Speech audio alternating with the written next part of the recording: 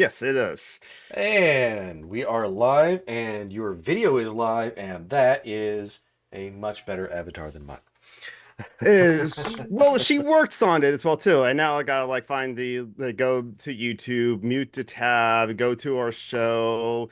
Oh, life is a cabaret, old chum. Well, okay, I actually do know some of the lyrics, but like as like a standard rule on here on Social Justice Alchemy, I'm not allowed to sing because I Not cannot even a hear little bit. you.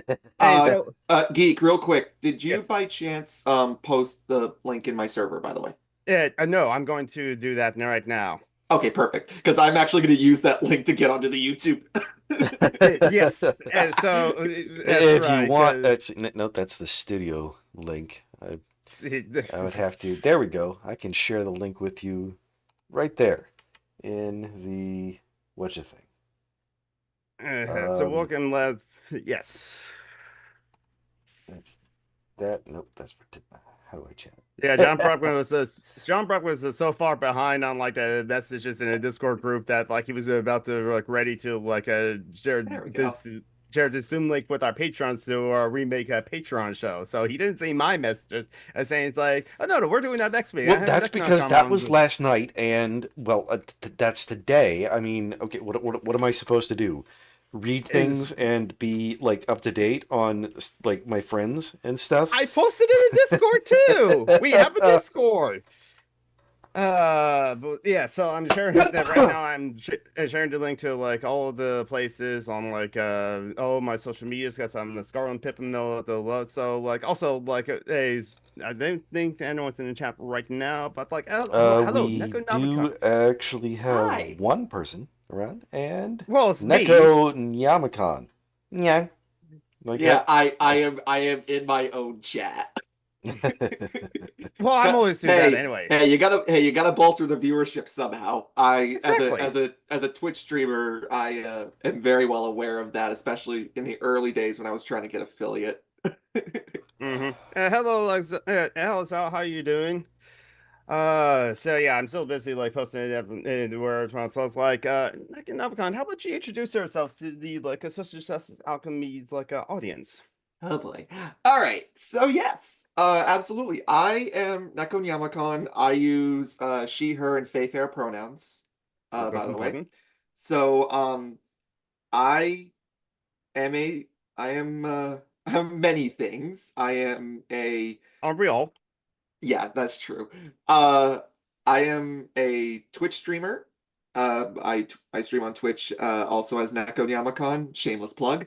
Uh Twitch.tv/Necronomicon, and that's two A's in yeah, because there is another Necronomicon with only one A. yeah, it was you know what? It's funny. I've actually been recommended them in the past. Hey, Necronomicon, why don't you check out Necronomicon? I mean, like, once I started, like, posting more on, like, YouTube, in my YouTube notifications, hey, Summer the Geek has posted something on the community tab. Why don't you check it out? Yeah, but yeah, no, I So am. is this like a reference to an anime, a manga, or is it just It is a cat, cat, cat? pun. It is a pun on the Necronomicon, Just the that. Book of the Okay. Dead. Okay. It's literally just a pun, and I am so proud that it is that stupid and simple. But But yeah, it I does am. have something to do with Yeah. the Japanese meow thing. Yep. Yes, yes, Okay. Okay. I am a bit of an anime fan, shall we say? Now, would you, do you proudly say that you are a weeaboo, or, like, have any issues with that word or I term? think weeaboos are overweight 25-year-old men living in their parents' basement. Or Maybe. trans curls as well, too. Yes, there are trans girl weeaboos. They are better. And uh I Punmanto. That is such a good name, Joe. let's put it this way. I have been accused of being a weeb in the same vein that I've been accused of being a furry, and probably. The answer is probably. Okay, yeah. But yeah, no, I'm a demon cat girl, gothic demon cat girl, VTuber. In IRL life, I am a scientist, and with my main background being meteorology, I actually have a master's degree in it. Sometimes I will Nice. actually, as much as I love doing video games in my streams, sometimes I will actually do Twitch streams involving meteorology where I'll talk about either a certain event that has happened either recently or in history, or certain pop culture that's involved with weather and meteorology, and discuss it and basically kind of talk about the facts behind it, some interesting trivia, um, facts, and potentially debunk things as well. Hmm. There's a lot Oh of my God. Do misconceptions you in like actually meteorology. work as a meteorologist? Um, Not literally as a meteorologist, but I Okay, will say okay. that what I do does thankfully involve a good amount of my knowledge of meteorology. That is okay. So you're not on TV as a weather person. No, Is there other no, I could not meteorology jobs? I'm imagine. so curious right now. I could not imagine doing that. I, public speaking makes me so nervous, honestly. And But yet you like, Twitch stream. well, see, the thing is, I'm actively doing something during that. Yeah. I'm either playing a video game True. or I'm presenting something that I'm very passionate about, which makes the anxiety a little bit easier. Ironically, I also do like to sing. I do karaoke every now and then. I do sing on my streams, Hmm. and it actually helps with my anxiety for whatever reason. It's That easier makes for me to sense, sing honestly. in Yeah. public than it is to speak. So, Well, also, like, so are there other there's meteorology jobs? Like, there's like, is there university jobs or like, Yeah, you could absolutely. There's university jobs. You could be. Those are few and far between, though. There's a well, lot makes more sense. it's students than there are university professors. jobs. The John You could Brockman was a also college professor. meteorologists are also you are also, for lack of a better term, utilized. Hmm. We have potential to have our knowledge be useful in various industries. Um, so like the insurance industry is one, because yeah, we can go there. Uh, Um, well, I just like just mentioned that like no, like the insurance companies have been tangentially a topic because like on my stream is where yeah. yes, the Tiny Toons Adventures premiered like 34 years ago today. Yes, Wow, I Phoenix, was we only are 8 years both old when old. that started. Yeah, I was like a No, child when like Tiny 9. Toons. Yeah. Yes. And So also Necronomicon in our chat, Phoenix Rising, like they said like Demon Cat Demon Girl. Catboy, Yes, nice. Phoenix. I do have the chat up, so I Okay. am seeing what's going on. But Yes, we yeah, see a cute no. Placidia in the chat as well too. But yeah, so yes, the insurance industry likes to know what's going on in meteorological events Hmm. because they can determine which areas are higher risk than Hmm. others based on things like And yet, hurricane, when Hurricane tornadoes. Yeah. Alexandra struck Florida, they were blindsided. Or out. Yeah. Yeah. Sometimes Blindsided they're in stupid. quotes. Um, but yeah, I'm no, guessing there's there's other also a lot of industries. government work. There are other industries that find them very useful. Renewable resources is actually one that is very much utilizes meteorology, because wind and solar power are very much influenced by meteorological events. Because if you put solar panels in an area that has a lot of cloud cover, that's not going to be as useful as an area that gets a lot more sunshine, obviously. Hmm. Wind power, you want to have an area that ideally has a higher average amount of wind, not necessarily not necessarily an area that gets a lot of wind for a very short period of time. Yeah, even though they still sell solar panels here in Seattle, because like the 228 cloud days of the year, there's still like sunny days in Well, Seattle. you Yeah, got a Even bunch though, no, of no, fucking hipster and weebs, it's yeah. funny that I'm actually glad that you mentioned Seattle, because Mhm. there is a here, I can start gushing already, all right? Go ahead, yeah. Allow Gush me to away. go. That's what. You have That's no why. idea how high I can fly. Anyways, um, One of the things that is very much not well known about Seattle and the Pacific Northwest is that there is a time of the year where that area is basically a desert. Yep. Oh yeah. As much cloud and rain that area gets during like the fall, winter, and early spring, during the summertime, those areas hardly get any rain or any cloud cover at all. Yeah. It basically, it kind of almost turns into a desert. The Pacific Northwest basically has a well-established dry season and wet season. Oh yeah. And like I did not know that. Places in Eastern Washington is very much arid as well too. Or that bit I did know. Yeah. And also very Republican, just like happen to be because of very rural places and like not many metropolitan. You got a lot of white supremacists up there. And yet, as much as fascinating as it is that Washington State has an established wet and dry season, the biggest rainforest in North America, I believe, might want to fact check on that, but one of the largest rainforests in North America is in Washington State. Yep, but I did know the pine rainforest or whatever. And it's because it's on the windward side of the mountains, so it gets a lot of rainfall, and it is able to get a continuous source of rain through the storms that come over the Pacific. And so it basically, it is a perfect place to get consistent rainfall. Unlike California.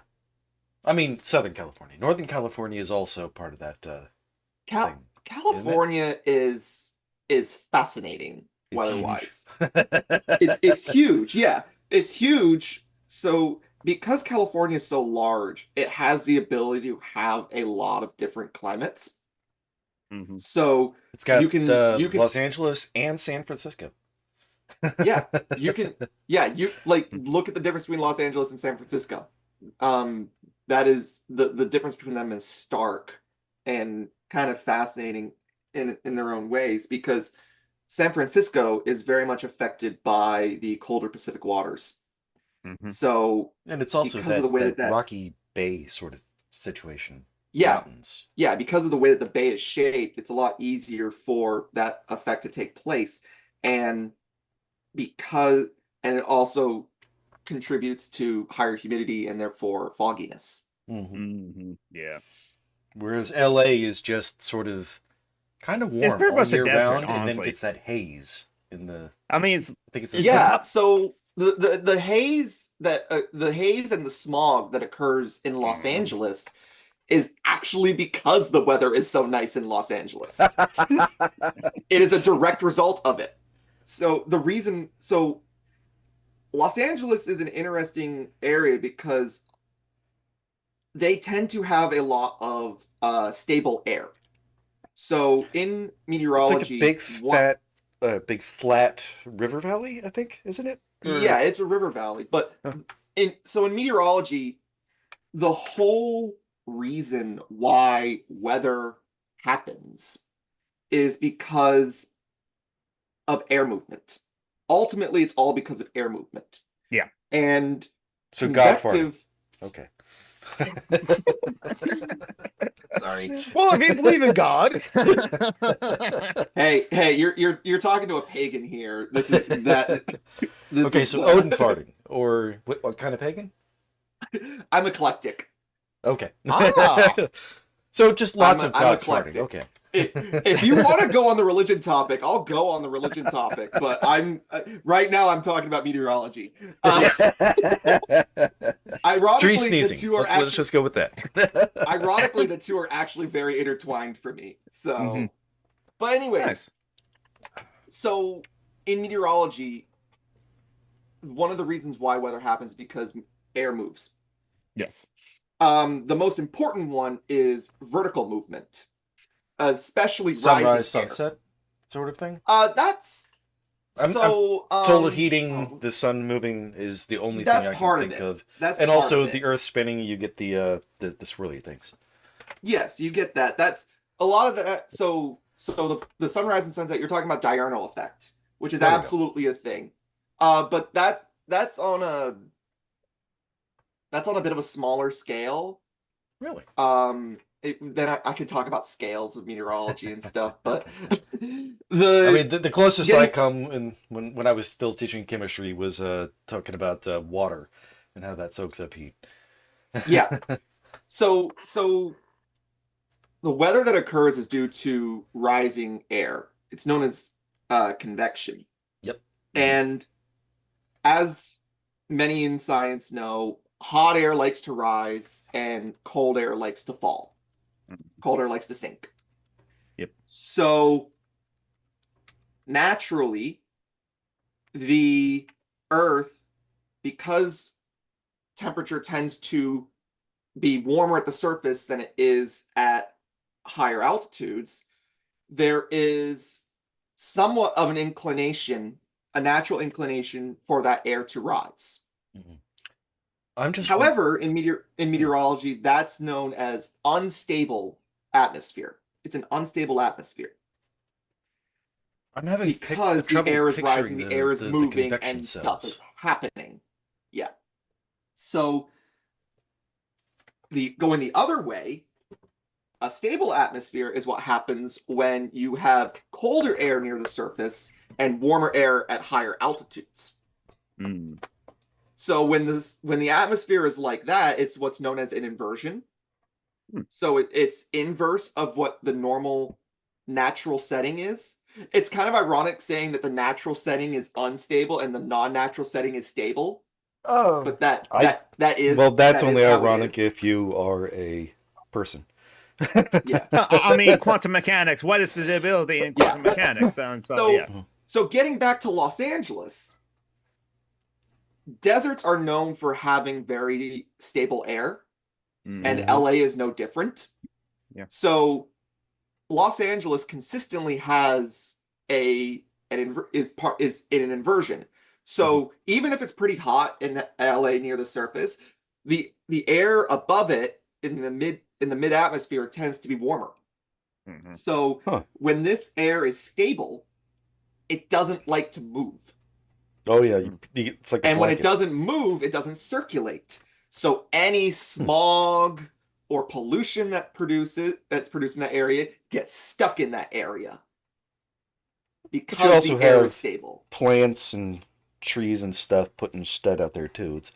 We don't just suck. There's also nature. Yeah.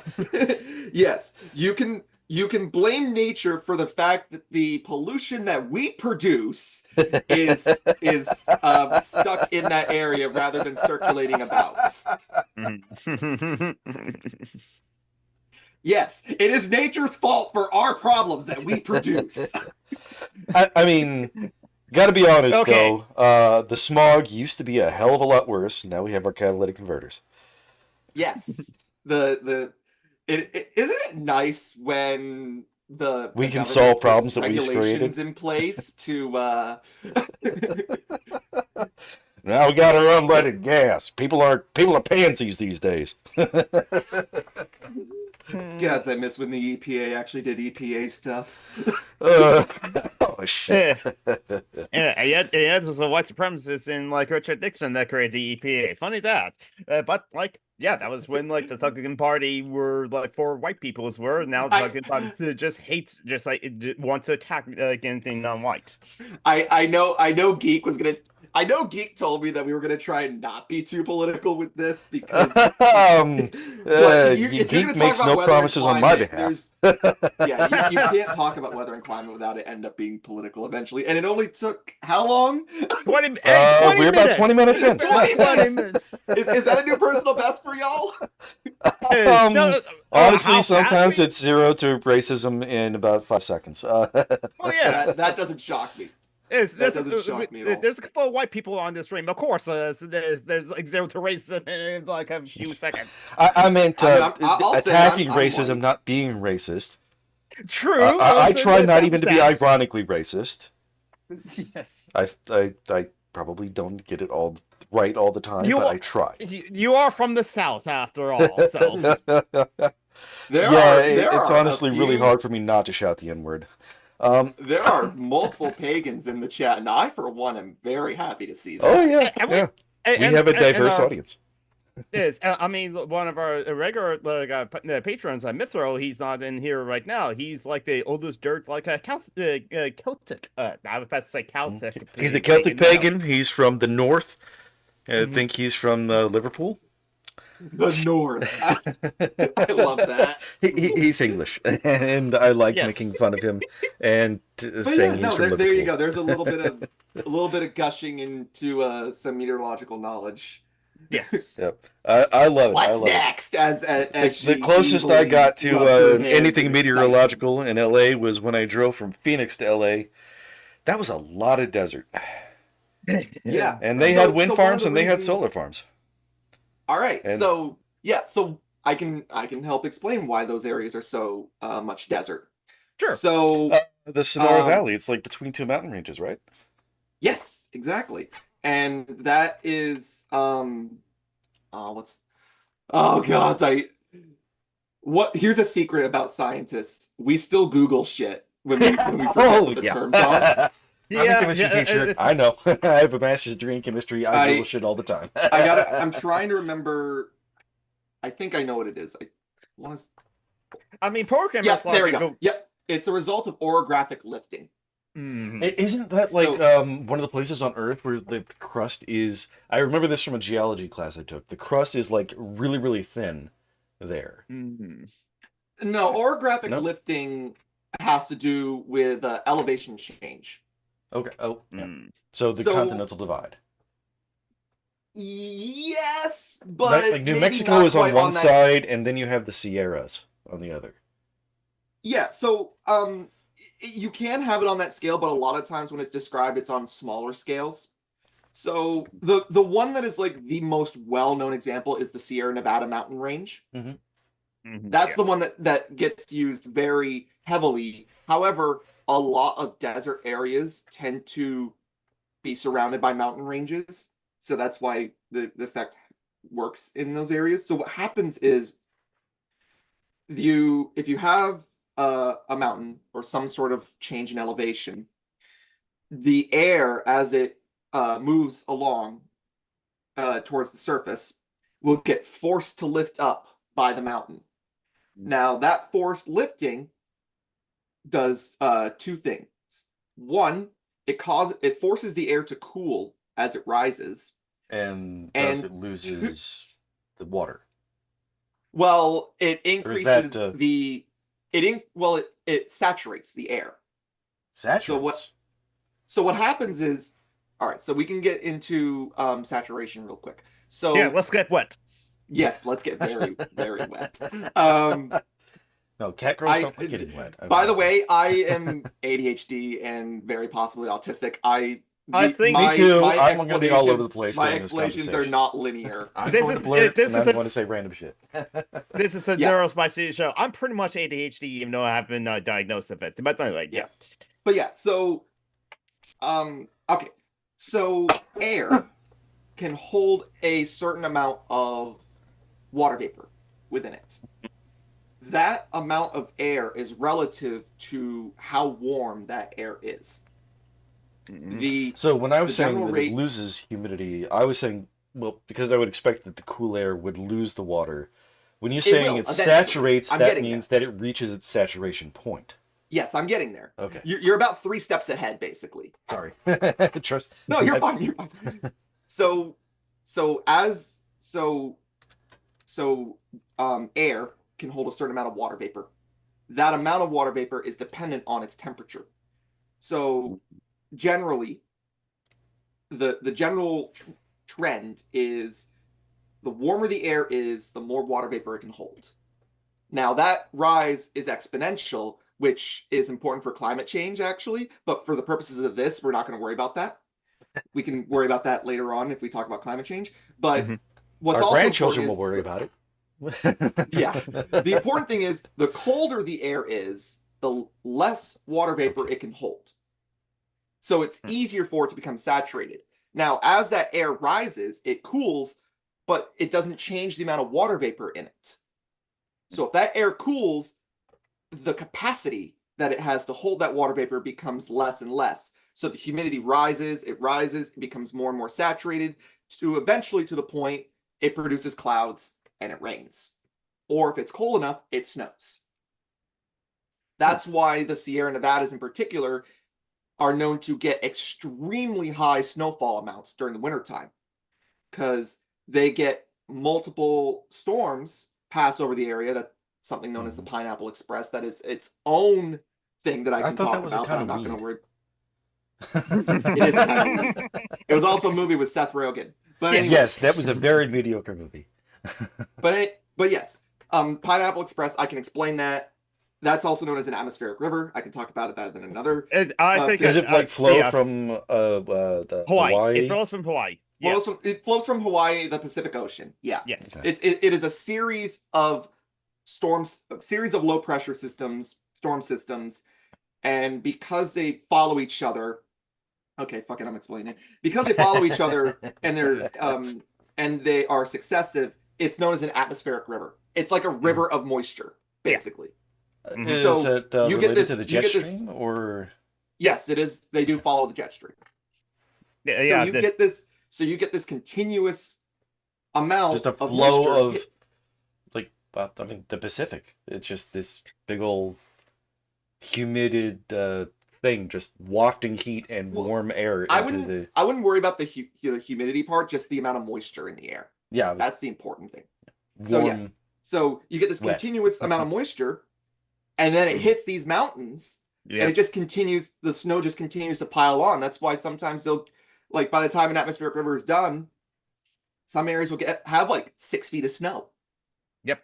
So, and then that snow actually ends up becoming essential to water downstream. Mhm. Yeah. So Yes. if you get melts if in you the get spring winters and- that don't, if you have winters that don't have those atmospheric rivers, and you Mhm. don't get that much snowfall, that's when you get problems when the dry season comes along, and they lack that water for like drinking, irrigation of crops in the Central Valley.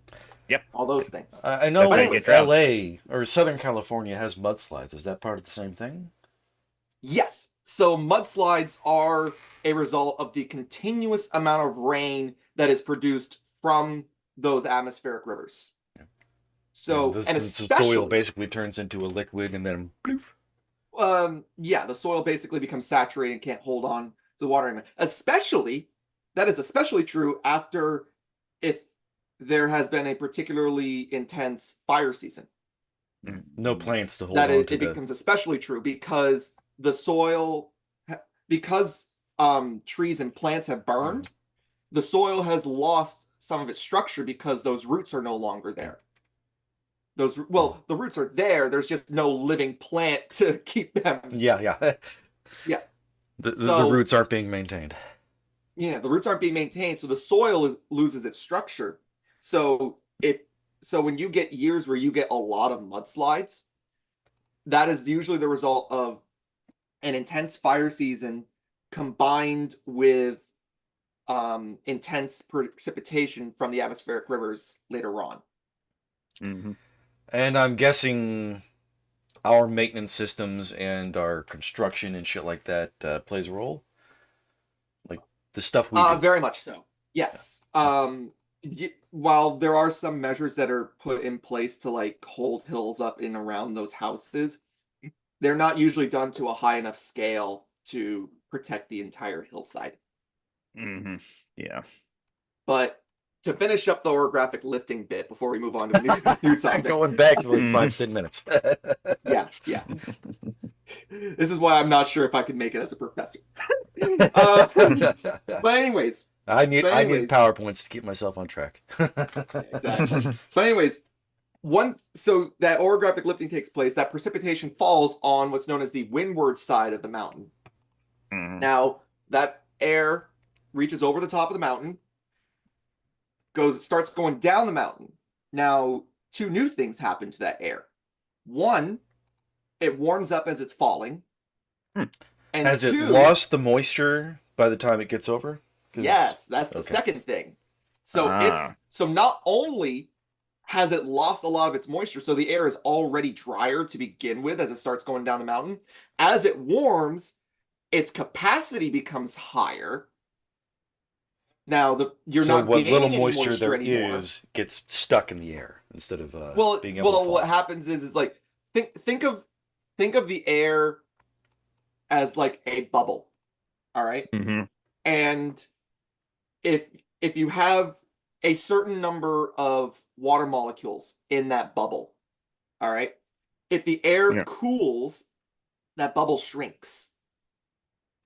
Mm. Those water molecules have a lot more presence in that smaller bubble, right? So you could think of that air being closer to being saturated as a result. All right? Yeah. Mm-hmm. So if it gets completely saturated, that bubble becomes small enough that it basically those water molecules can't stay in that bubble anymore. It falls out as rain or snow. Goes up the mountain, lose that air has lost some of its moisture, even though it's small. All right. As it goes down the mountain, that amount of water vapor that's still there remains the same, but the bubble gets bigger again. Mm-hmm. So Honestly, there are two systems in play that cause the air to become drier. Hmm. So it's a double whammy of dryness basically. So once it gets down into those desert areas, it's really warm, really dry air. Now, if you look at some desert regions, you'll notice that they may be surrounded by mountains on multiple sides. Mm. So, a good example of this is Sonora. yeah, like the Mojave Desert. It's surrounded by mountains, I think, on like 3 sides. So if the air comes in 3 different directions, I think either from the west, from the north, or from the south, it's going to get dry. Mm-hmm. The only way that it could potentially get a lot of moisture, at least purely from orographic lift, like with orographic lifting in play, it's not the only thing in play. Mm. But if the air comes from the east, maybe. Then But then it's lifting coming can across have... the entire fucking U.S. and it's Yes, it's got and nothing. the thing is, it is east to west motion is not natural in the U.S. And it's not natural in terms of like larger synoptic scale. You can The absolutely Earth have is it turning happen. the wrong way for that to happen. I'm sorry, I just laughed because of like Joe McClory said, double whammy dryness, also known as a Shapiro.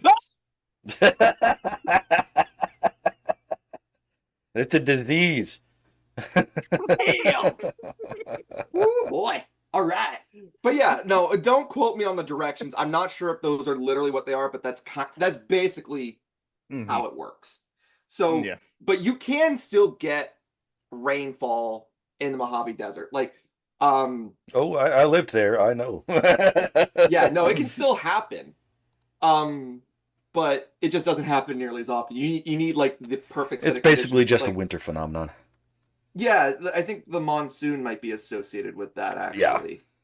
Yeah. Because And let me that tell you, monsoon Phoenix is a flooded certain... every fucking winter. Yeah, because that is okay. Yeah, now I'm starting to remember the geography and everything.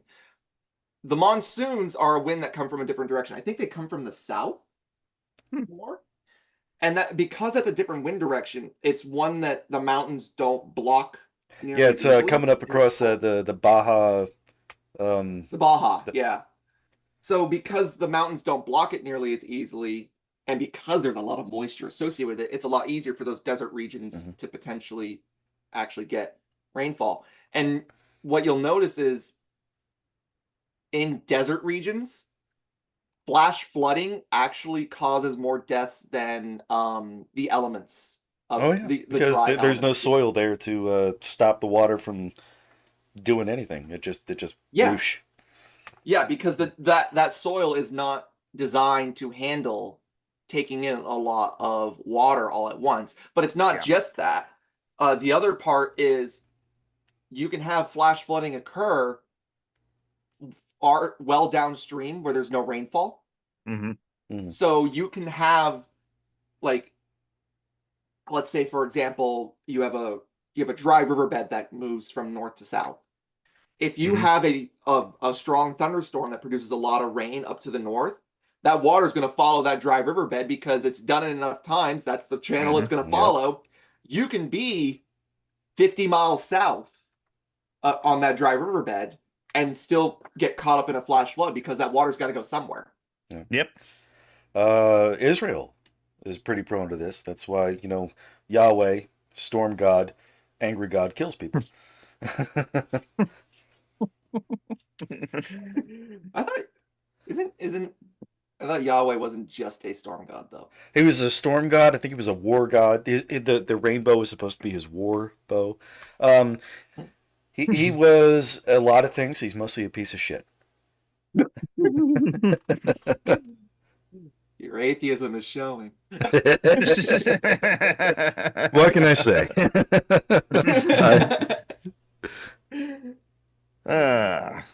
That's just a passive theist's word to it. There's a higher power. I don't care. But anyway. Oh shit. I love talking to people about shit they know about, especially when there's a lot of passion there, like you got. It's nice. Oh yeah, no, it was. This is actually going to make for a very good segue, actually. So yeah, no. For me, I've always been interested in weather and meteorology. Like, as someone with ADHD, I tend to have. There's like a rotating wheel of interests, basically, and you should take a look at my bookshelf. Yeah, so it's like I will have like an obsession of something for a while, then I might move on to something else. There's a good chance that other thing might come back as long as it stays on the wheel. As long as it stays on the wheel, we spin the wheel. There's a chance that I will end up being obsessed with it for a while.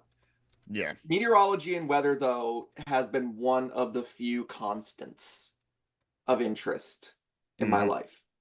And it started at a very young age. And I was always fascinated by thunderstorms in particular because I was kind of terrified of them, but like I was in awe of like seeing lightning, hearing thunder. If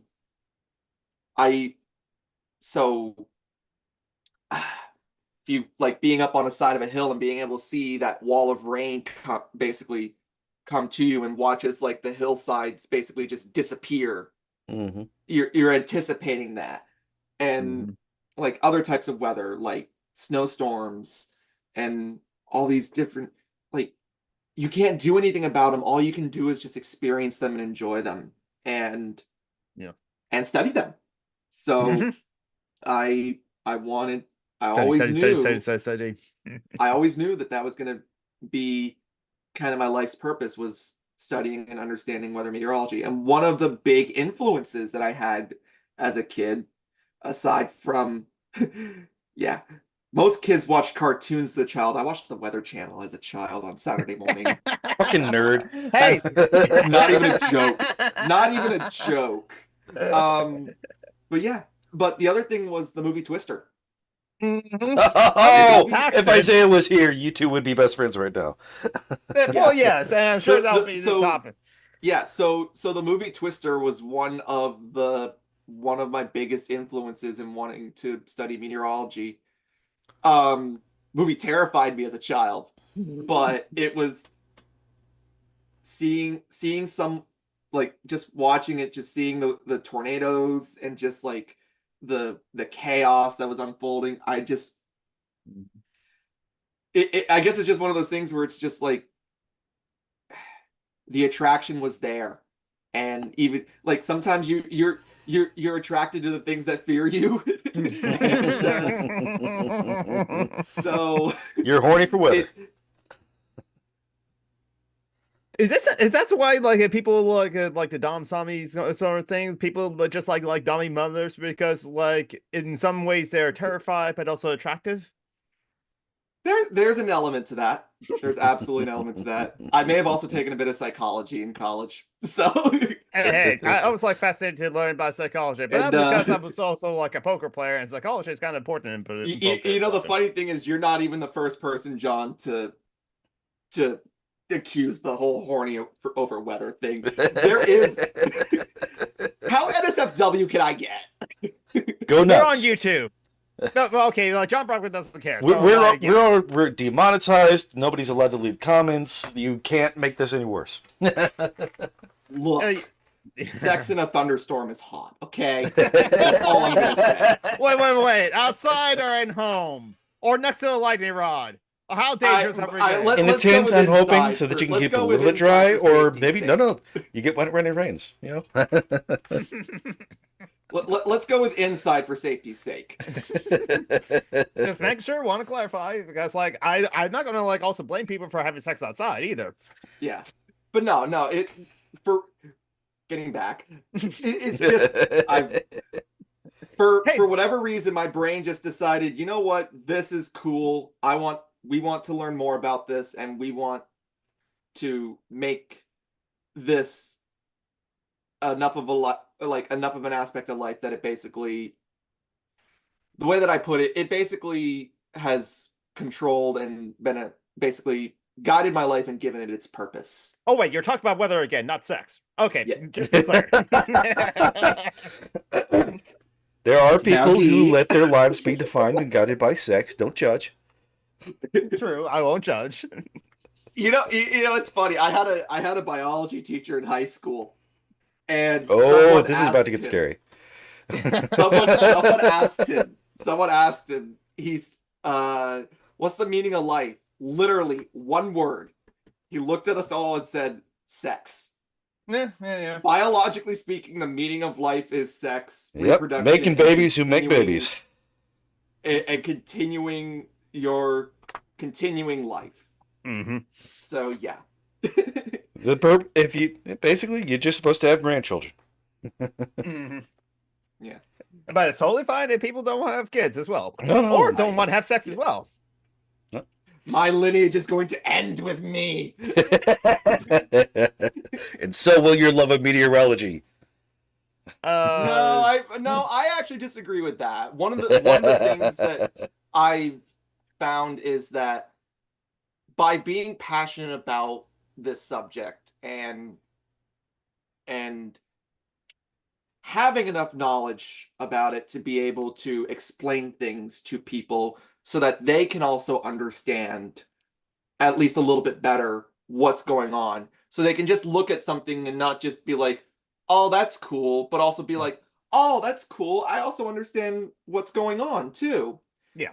That has its ability to spark its own passion in some. Maybe not necessarily to the intensity or level that it is for me, but if I'm able to spark a passion in others, then that means a lot. Mm-hmm. Because I don't want to hoard this knowledge. I want to learn it, but I also want to be able to be someone who can basically spread this knowledge out to others. And You want to be the weird auntie who tells people about the weather. You want to send as if I wasn't witchy enough already. Yes, exactly. Venus is also a witch too, so yeah. But Yeah. so you want to disseminate the information of like the weather to everyone. How communistic of you! I know, But do you cause the storms by the combing of your hair? Well, be awesome if you could. What would you do with that kind of power? I may or may not have dabbled in weather magic, so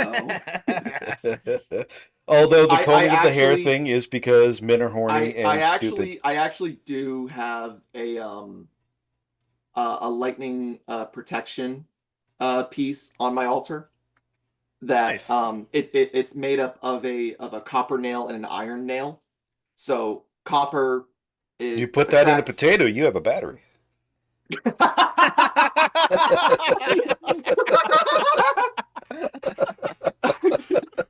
A chemistry Yay, nerd, the science of witchcraft. But a chemistry nerd, a weather nerd. But no, like for real though, because the copper nail can attract, like it's a conductor, the iron nail is an insulator. The idea basically is you put it on something outside and it's supposed to prevent it from being struck by lightning. That's the idea behind it. It's very fun to take scientific knowledge and apply it to like magic and witchcraft. Yeah. Because like it may not be logical, but I could use logic to make it make sense. Logic, what's that? I watch anime. I actually also have a piece of fulgurite on my altar too, Ooh. which is something that I'm very proud of.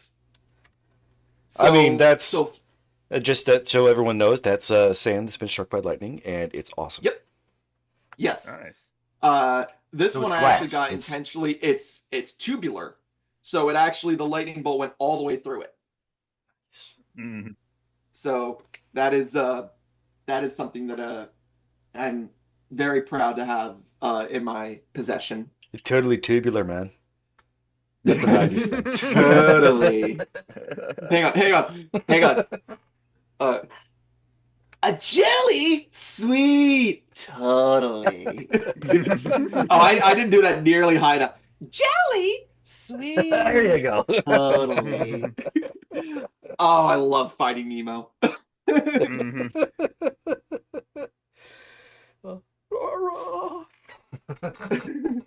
What do you think about it? Finding Nemo's basically just Taken, but with fish. It sounds like And also a lot less You're not killer. even wrong. That's the thing. You're not even wrong. It's just like the father didn't have a certain set of skills, but like No, he did. He did. He had the ability to Yeah, swim. but he didn't have murder skills. He also has the ability to not be able to tell a joke, but then finally learned how to tell a joke. And yeah, Albert Brooks was good at like not to being able to tell a joke, but then also tell a joke, and but also not being able to tell a joke. Bad And being squishy. a joke You know, for a clownfish, he really isn't that funny.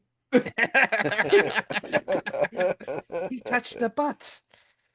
Oh, Touch the Butt was such a thing after that movie came out.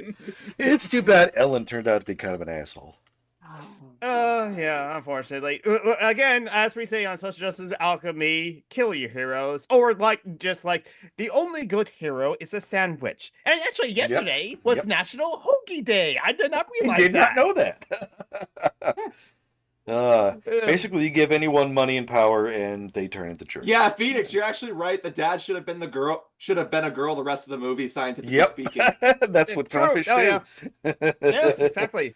Yes, as if changing genders wasn't natural. Well, there's only two genders, and those genders are cat girl or cat boy. Yes, Now- exactly. See? So, Geek, which one are you? He's a hat boy. Political. He's a hat boy. Well done. Well done. Yes, Well done. So yes, the only two genders, man and political. I am political. And just like there's only two races, white and political. Yes. There's only two Basically- sexualities, straight and political, etc., etc. Yes, there's only one gender. It's blonde. You can't have it. The fact that you're not even wrong is what I hate the most. Oh, that's an old meme. That's like 10 Yeah. years old. It's, again, we talked about my younger brother and how, like, 7 years ago, like at 2016, he was like tweeting a lot about the missing vag bone in the video game. Oh my god, I remember that shit. I don't even remember the video game. I just remember the vagina bone. Tokyo Mirage Sessions came out on Wii U, and you now can get it done. Like, no, it's actually a good game. John McClory just said conservative and political. Yes, exactly. Oh, shit. Is I don't want. There's I my hate it when parents video games- and there's political. Yeah. Yes, yeah, pretty much. It's like I hate it when my video games are forcing politics down my throat. I just want to play my militarized war shooters of too. The Black Ops 6 is with Ronald Reagan in the Black Ops game. It's just like I want to it's play like- yet another game where I get we to got- pretend I'm not a Nazi. We got another one in chat. There are two genders, man and goat. Did y'all ever see the movie The Men Who Stare at Goats by any chance? I did. see No, that I movie. heard of it. It's Ron Johnson. Yeah, and I think think so. George Clooney was in it. Yes, George Yep. Clooney starred in it. That was quite a movie. I actually did enjoy that a lot. And like, that's It's like, like Jeff based Bridges on was a in that movie. documentary or something. And Well, yeah, it was based on an actual, I think, CIA program that was attempted. Well, the CIA have done a lot of stupid, evil shit. Oh, and yeah. the fact that they thought that they could maybe walk through walls shouldn't surprise anyone. You know what I think is the funniest thing? Is the fact that the CIA once tried to train cats to be spies. Yep.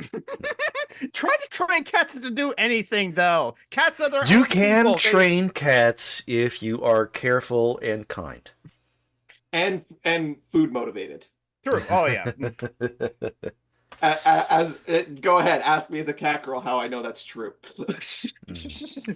Well, I know you. I know how food obsessed you are. We both know how food obsessed our friend Nasaneko is, and so it's just like now. Granted, that's only 2 cat people that we know of. Any other cat people that can speak up? Like Cassandra, you're in here. You're just a series of like, oh, our friend Isaiah. The thing is, even though I have the avatar, I'm not actually a cat boy, so I can't really speak to that. Traitor! I just do that so that I just do you? that because I don't want people to see my bedroom. I don't want to make my bed.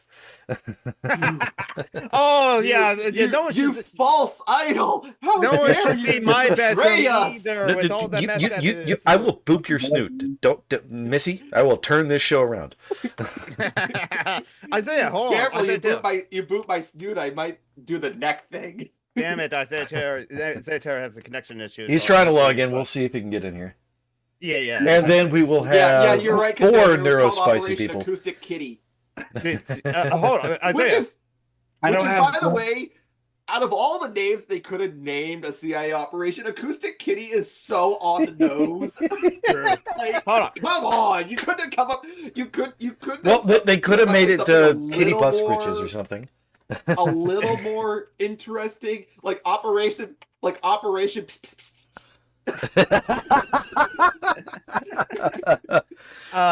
What the fuck are you doing? Don't puke. What the fuck? I was okay. Wait. Hey, Mithrill's here. We got another pagan in the chat. Mad Max Operation Furry Road. Okay, Isaiah, I did hear you last time. Are you there? It's not Isaiah. Isaiah, are you there? Can we hear you? Are you speaking? Are you there, Isaiah? It's me, Geek. It looks like he's still having a little bit of trouble. Maybe the audio isn't connecting. His phone network. Probably. You can try chatting if you can hear us. Glad to have you here if you can get here. Yes. We sense Radio Tuna. We sense your presence. Radio Tuna. My God. Radio Tuna actually would not have been a bad idea. Actually. That would have been a good name. You can't actually tune a radio with a fish. So you can't tune a piano, but you can tune a fish. Oh, the oldies are the goodies. Look, my name is a pun. I'm going to have more. Mm-hmm. Yeah. Do you know why you love Seattle in the winter? It's Christmas. That's rain, dear.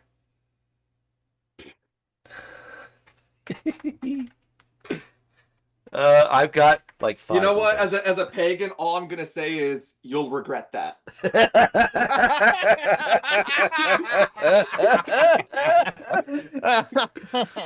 Yeah, you got your potato battery. You're good to go. I literally just came up with that one. I am so proud of myself right now.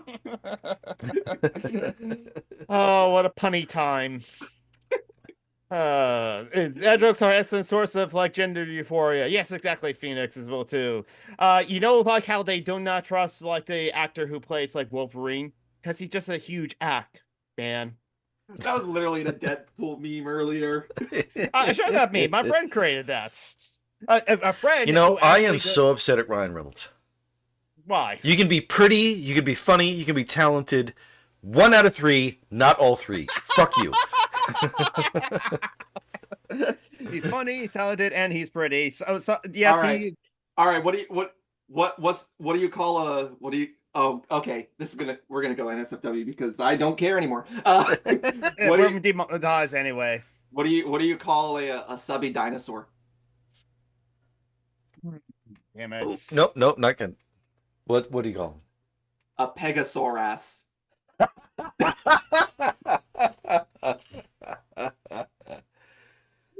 him? And Deadpool comes back to my mind again because of like happy He women. tried it once. Appreciation He didn't Day. really like it, but he tried it. Yeah, Everyone is he's- attracted to Ryan Reynolds, and you know what? As a sapphic pan, I will admit, yeah, I find Ryan Reynolds attractive. I mean, I also find Joseph Gordon-Levitt very attractive. So Well, Joseph Gordon-Levitt has such a feminine energy. True, he yeah, does. Yeah. Guys with feminine energy just yes. is. I mean, it's just like that meme where it's like my sexual orientation is the entire cast of The Mummy. Yep. Let me go ahead and put that one up.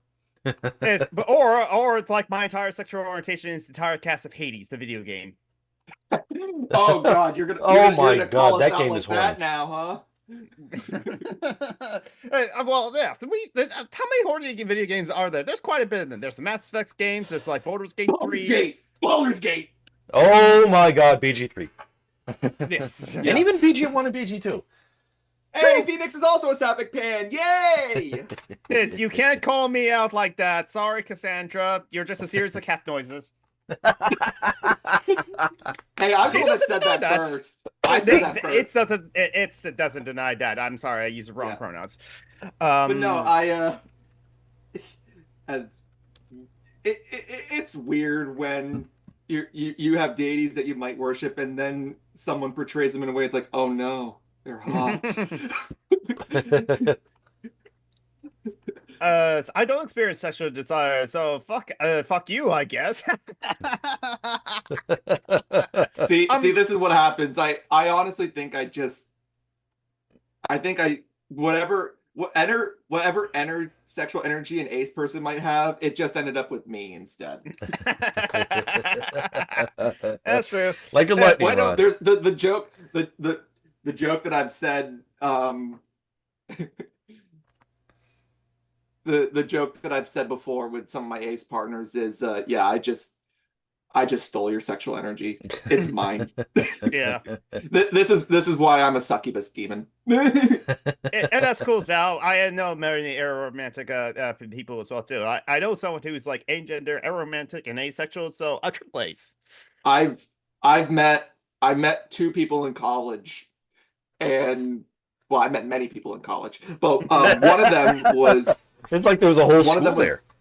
One of them was asexual and panromantic. The other one was panromantic and asexual. Mm-hmm. Wait, did I just say the same thing? Yes, you did, but you kind of switched them. Okay. One of them was asexual and panromantic. The other one was pansexual and aromantic. Interesting. And the joke that I thought to myself is, no way they'd make it in a relationship. At least not a monogamous one. Yeah, well, yeah, exactly. No, okay. Let's be honest. Monogamy is slavery and stupid. So, see, here's the thing. I'm not going to hate on anyone that wants to be monogamous. I'm not if they feel that way and everything. I'm not. I feel like monogamy is one of those things where it's like there's nothing bad about it if you are. It's boring, and I judge you for it, but it's a choice. Yes, but it's not inherently a bad choice. It's not a problematic choice. Right. But that same thing with polyamory either as well too. Or like my favorite ice cream is vanilla. Well, I'm not saying that aromantic is a choice. It was because that's like your like romantic attraction. Basic. Rocky Road for me. I also like mint chocolate chip. Chocolate chip is good. I think. What would be my favorite? I would say my favorite would be like if you want to go with a basic flavor, like a generic one. Chocolate is the generic one, but I like having like chocolate fudge twirl is one that I like a lot. Basically, the texture. It's like oh yeah. It might not surprise you, but chocolate is one of my weaknesses. Especially given how it very much matches with like sexuality and stuff. Like there's a big overlap between the two. I think I think there's even some science that says that chocolate can work as an aphrodisiac in some respects. I'm not. Don't quote me on that. Don't quote me on that. There's no such Cassie, thing as don't an you dare aphrodisiac. call me out like that. This witch can be bribed with chocolate. I legit have a sign on my altar that says that. I got it from a chocolate. I got it from a chocolate shop. I got it from a chocolate shop in Salem, Massachusetts. Yes, in Salem. Yep. Jojo P said, I don't think there's a movie for my sexuality. Are there movies of just old women casts? Yes, Ocean's 8. Oh, that's right. I did see that true. movie. I actually did a review of And it. there movie was on my- super You're right, I strong did lesbian buy that vibes the day I between met what's her name you. and what's her face. What the movie? Sandra what are you talking Bullock about? and the other woman. The Melissa blonde McCarthy, the Heat. woman. Wait, are you talking about an Ocean's 8 or like another movie? I'm talking about, let's see, Sandra Bullock and Kate Blanchett. They were totally gay for each other. Oh, Oh, yeah, yeah. I know Ocean's 8. Yeah. Okay. And Anne Hathaway's in there. Kate And Sarah isn't- Paulson is isn't- actually gay. Yeah, Mm. isn't Kate bi or lesbian? It would not surprise me. I mean, look at her. Yeah, true. And Sarah Paulson is actually gay. Helena Bonham Carter is a lesbian icon. Hang on, Mhm. now I'm curious. Now I need to look this up. Yeah, like It was a again, decent Kate movie. Blanchett's- I don't remember too much about it. It's just that Aquafina and Rihanna and Mindy Kaling is only kind of okay. Mhm. Yeah, But yeah, yeah. I did a review. Yeah, I did a review of Ocean's 8 on my video on my Kate YouTube channel. McKinnon is a lesbian. Okay. Okay. That is not surprising at all. Wait, Kate Yes. McKinnon. We were talking about Kate Blanchett. Oh, we're talking about Kate Blanchett. Never mind. Yeah. Hold on. Kate Blanchett played Hela in the Thor movie, Thor 3. Yes. Oh yeah. And Mhm. that was strong lesbian evil queen vibes. Yes. Yeah. Why do you think so many queer people have their own villain arc in their life? It's because they're outcast and thrown away, and they have to be random, weird theater kids. And It's also because And a lot meteorologists, of villains in somehow- kids' movies are queer coded. A weather. true, yeah. Yeah, a lot of villains are queer coded, yeah. A lot of Disney villains are queer coded. Oh, yeah. Oh, No, that's yes. because you could only be a villain if you were queer in Hollywood for about forever. It's still kind of there. Yeah. It was mandated, it wasn't by law, but it was kind of by law. But now it's just such a thing that they leave it there. Scar. Yeah, exactly. Scar is totally queer coded. Scar was voiced by Jeremy Irons. Yes. Yes. I'm sorry, but whether or not Jeremy Irons is actually gay, he's got like that sultry voice. Mhm. Oh my god. I mean, And you could even dispose of them. And you know what? That's right. The I time, know that Lion my King- powers of perception. and yet, Jeremy Irons could not sing the full song of "Be Prepared" or something like that. So they brought in Jim Cummings because, like, if you need a talented voice actor to do the voice, makes people sing, but then they don't actually require them to sing. Like, what's her name from Frozen? They brought in Adina Oh, Menzel because, oh my god, Queen. yes. Or the villains, some kind of like a Russian or Eastern. No, that's live action and True, live action Yeah, action. no, movies. no, Action yeah, now movies, we're gonna- you have to be a you're comic. talking about Hans from Die Hard. By the way, Die Hard, one of the best Christmas movies of all time, and you can't change my mind. You're It not came gonna out in like- July, but yes, it is a Christmas movie. Don't care. Don't care. It's funny that we mentioned like Lion King. James Earl Jones passed away earlier this week. Yes, he just died yesterday or the day before. Yeah. It was 3 days ago. Yeah. 3 days ago. So like the Or voice something of like that, yeah. like not that long ago. So the voice of Darth Vader is no longer with us, but he lived long like at the age of 93. The Hays Codes is called started to be a big jerk for like the 30s and 50s. Yeah. Hollywood exactly. was worried that DC would try to censor them, so they voluntarily self-censored, Yeah, exactly. and they Yeah, like- they decided to be my parents. Yeah, basically. The comic books did that too, with the comic code as well too. Yeah, But yep. like, and it's only until like Stan Lee finally said, "No, I want to do like a drug comic and like the Spider-Man as well." Stan too. Lee You can't said, mention "I'm much- going to have queer people and black people, and you can't stop me." Yep, it didn't stop him. Yeah. So let's bring it back to like weather as well too. Climate change. I was waiting. I was curious to see how long it would take. Weather is gay, so let's go with that. No. Weather is wet. So weather is highly aroused, which can only happen with gay people. Yeah. It's, Doesn't wait a happen minute, with wait a Ben minute. Shapiro. It's right, because I was about to say I thought like a wet vagina is like a medical condition. At least according to Ben Shapiro's wife. All I'm gonna say is if your science of study includes the term moist adiabatic lapse rate. The thing is, I understood every bit of that. Yeah.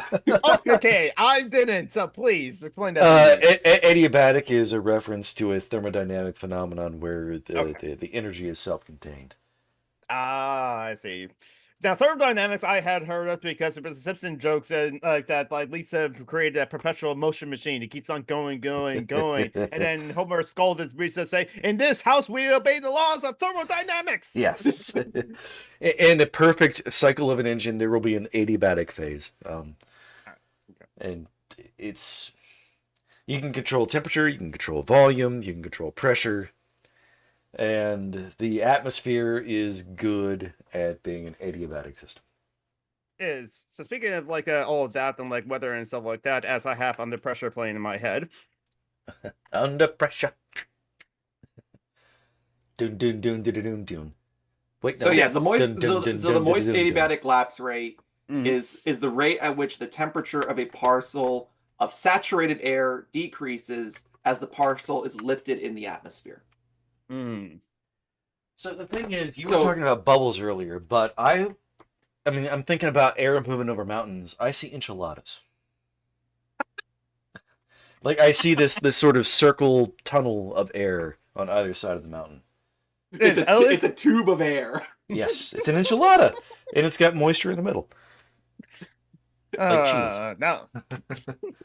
Yeah. One of these days I'm gonna have do a stream on my Twitch where on my Twitch stream.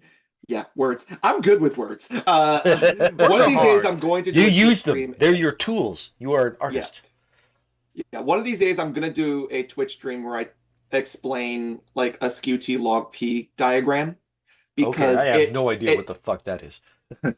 It basically it is like a holy grail chart in meteorology. What it does is okay, so it's temperature versus log of pressure? Yes, Okay, it is. So what about the skew? That part I don't get. So it's skew because it's not linear. Okay. Well, it's not linear in terms of being vertical. Okay.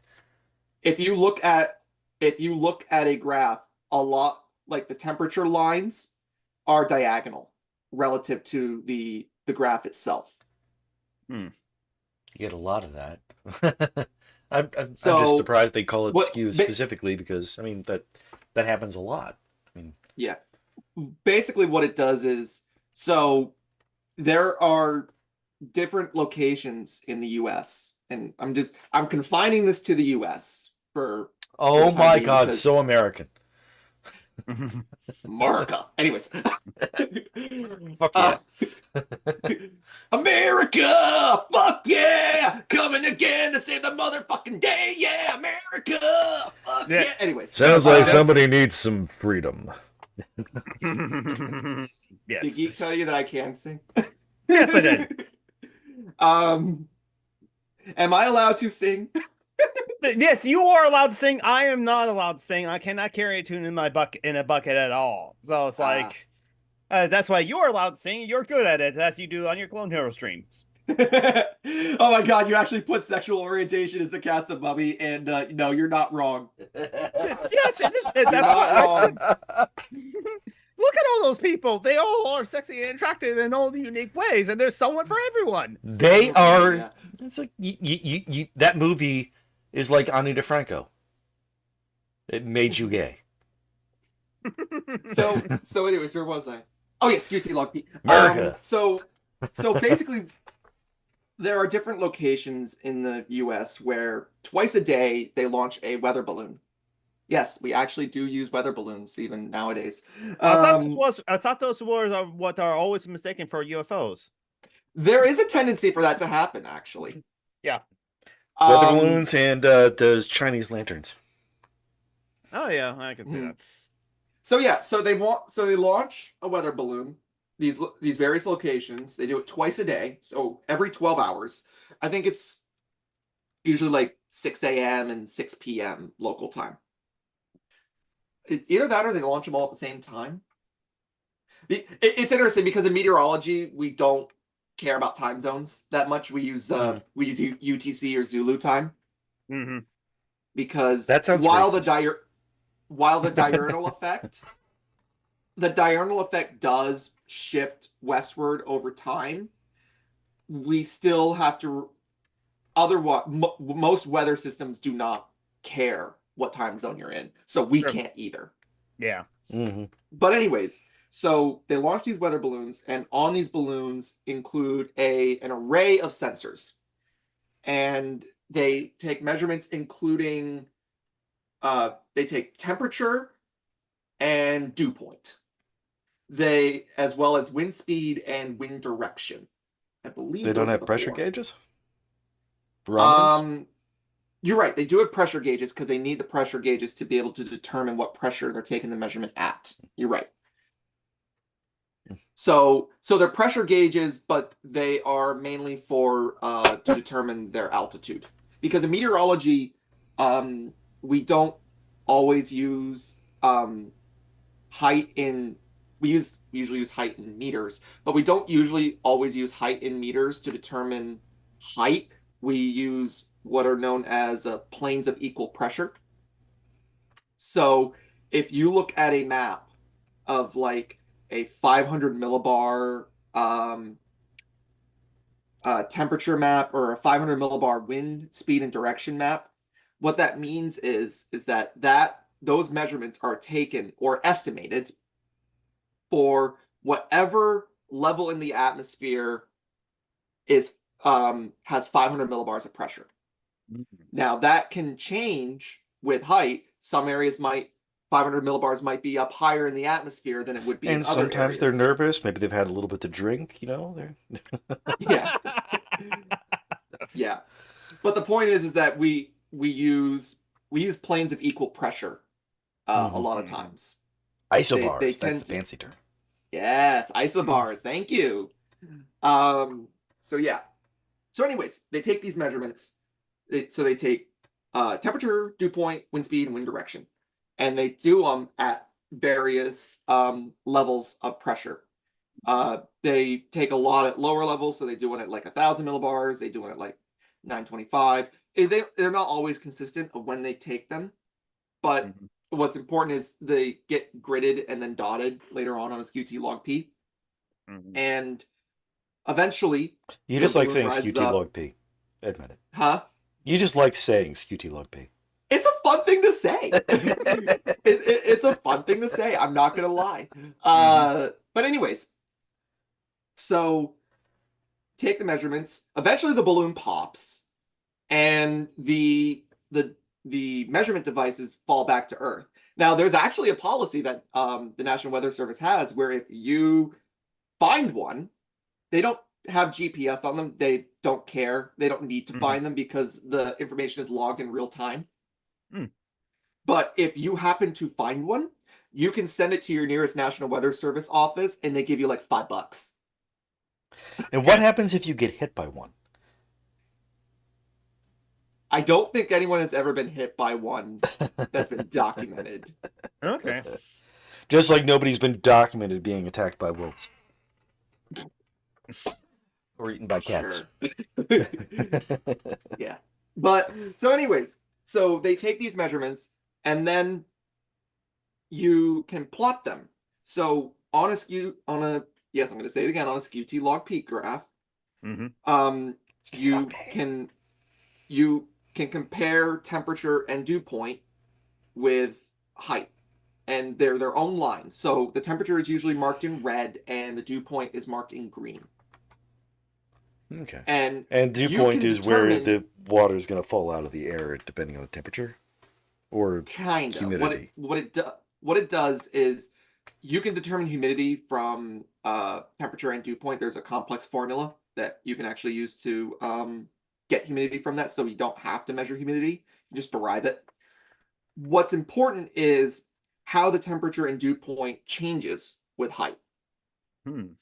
So on the chart, you have marks for temperature and by extension dew point temperature as well. That's why they're graphed with their own different colored lines. But you also have lines disseminating dry adiabatic lapse rate, moist adiabatic lapse rate, because those are the rates at which an air Ben parcel. Shapiro shows up. Yeah. Yeah.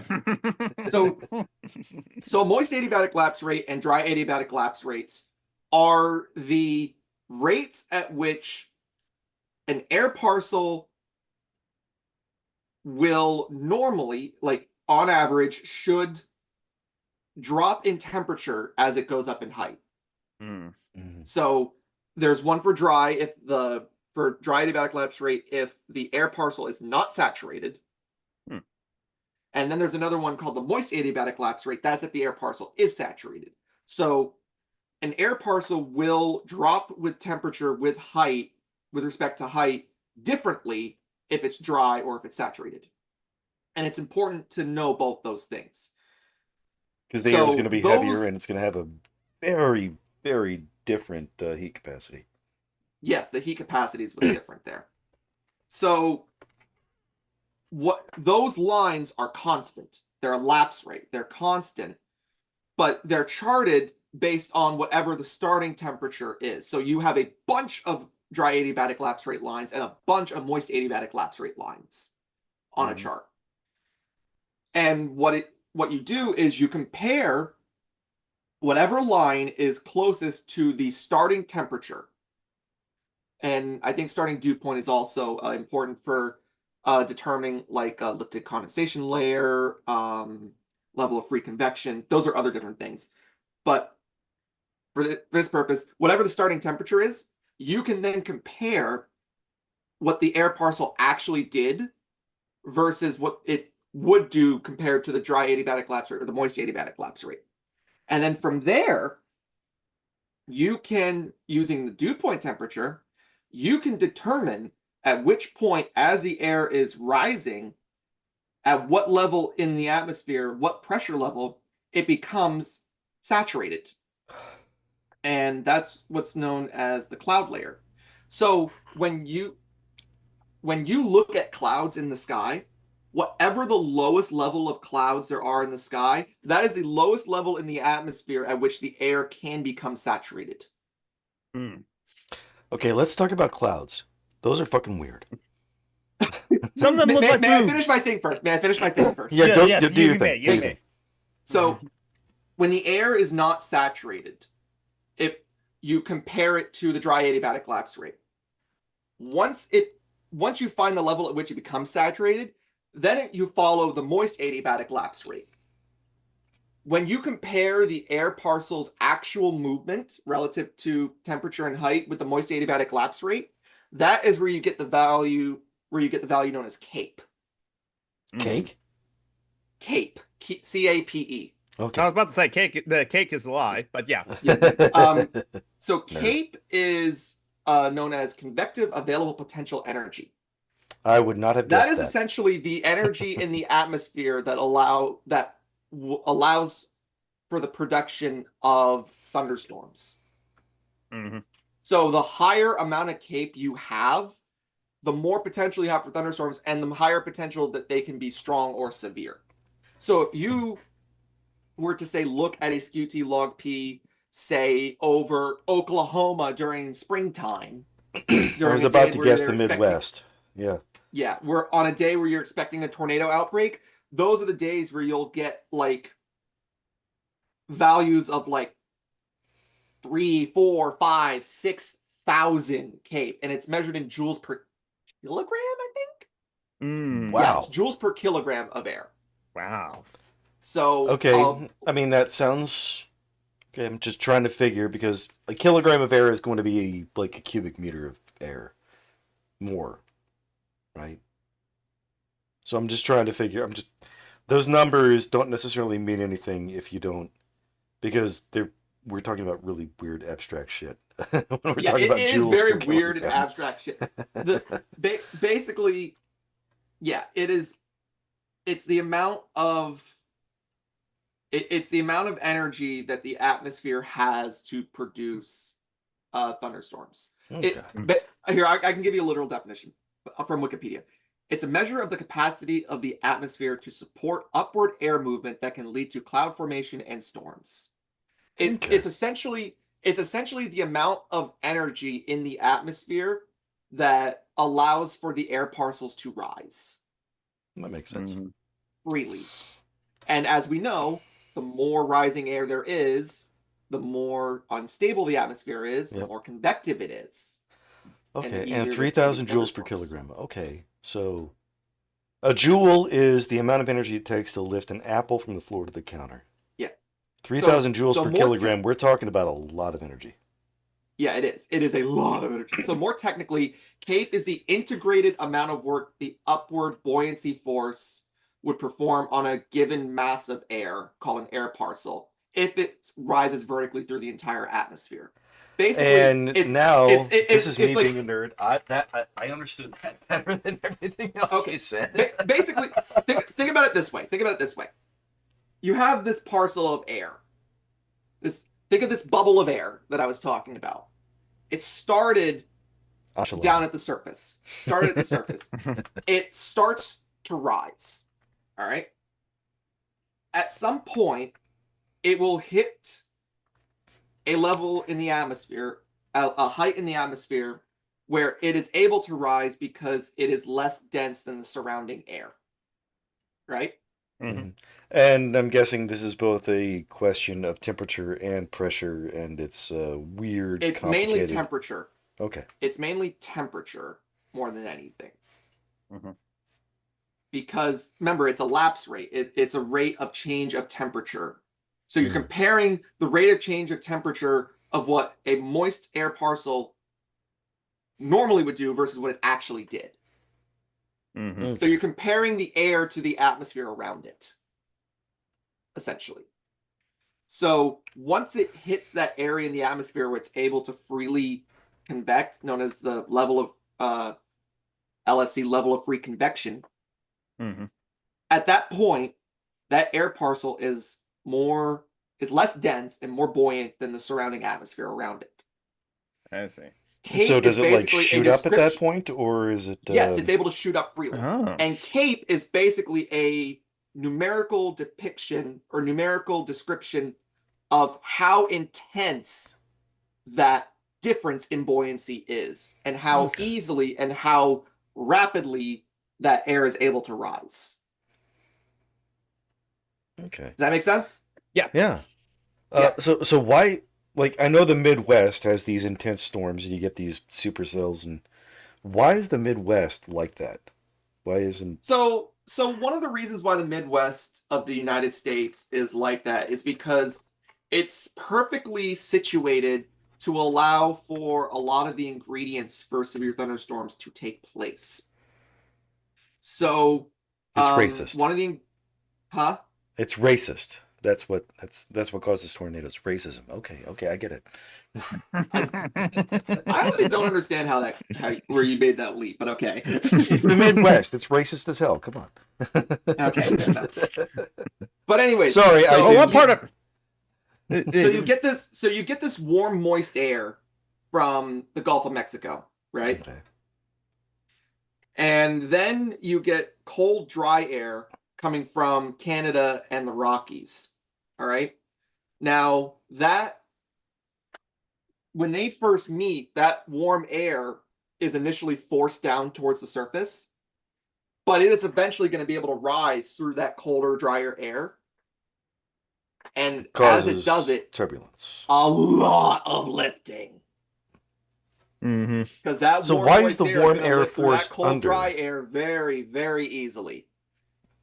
And if you're able to have other ingredients in play, such as vertical wind shear.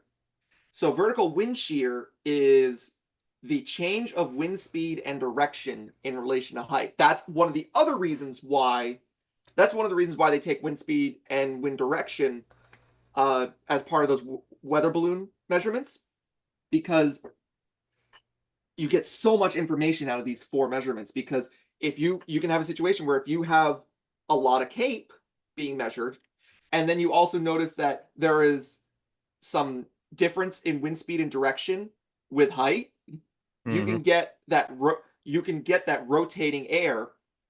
That rotating air is what it allows for the production of not just thunderstorms, but supercell thunderstorms, and then potentially tornadoes.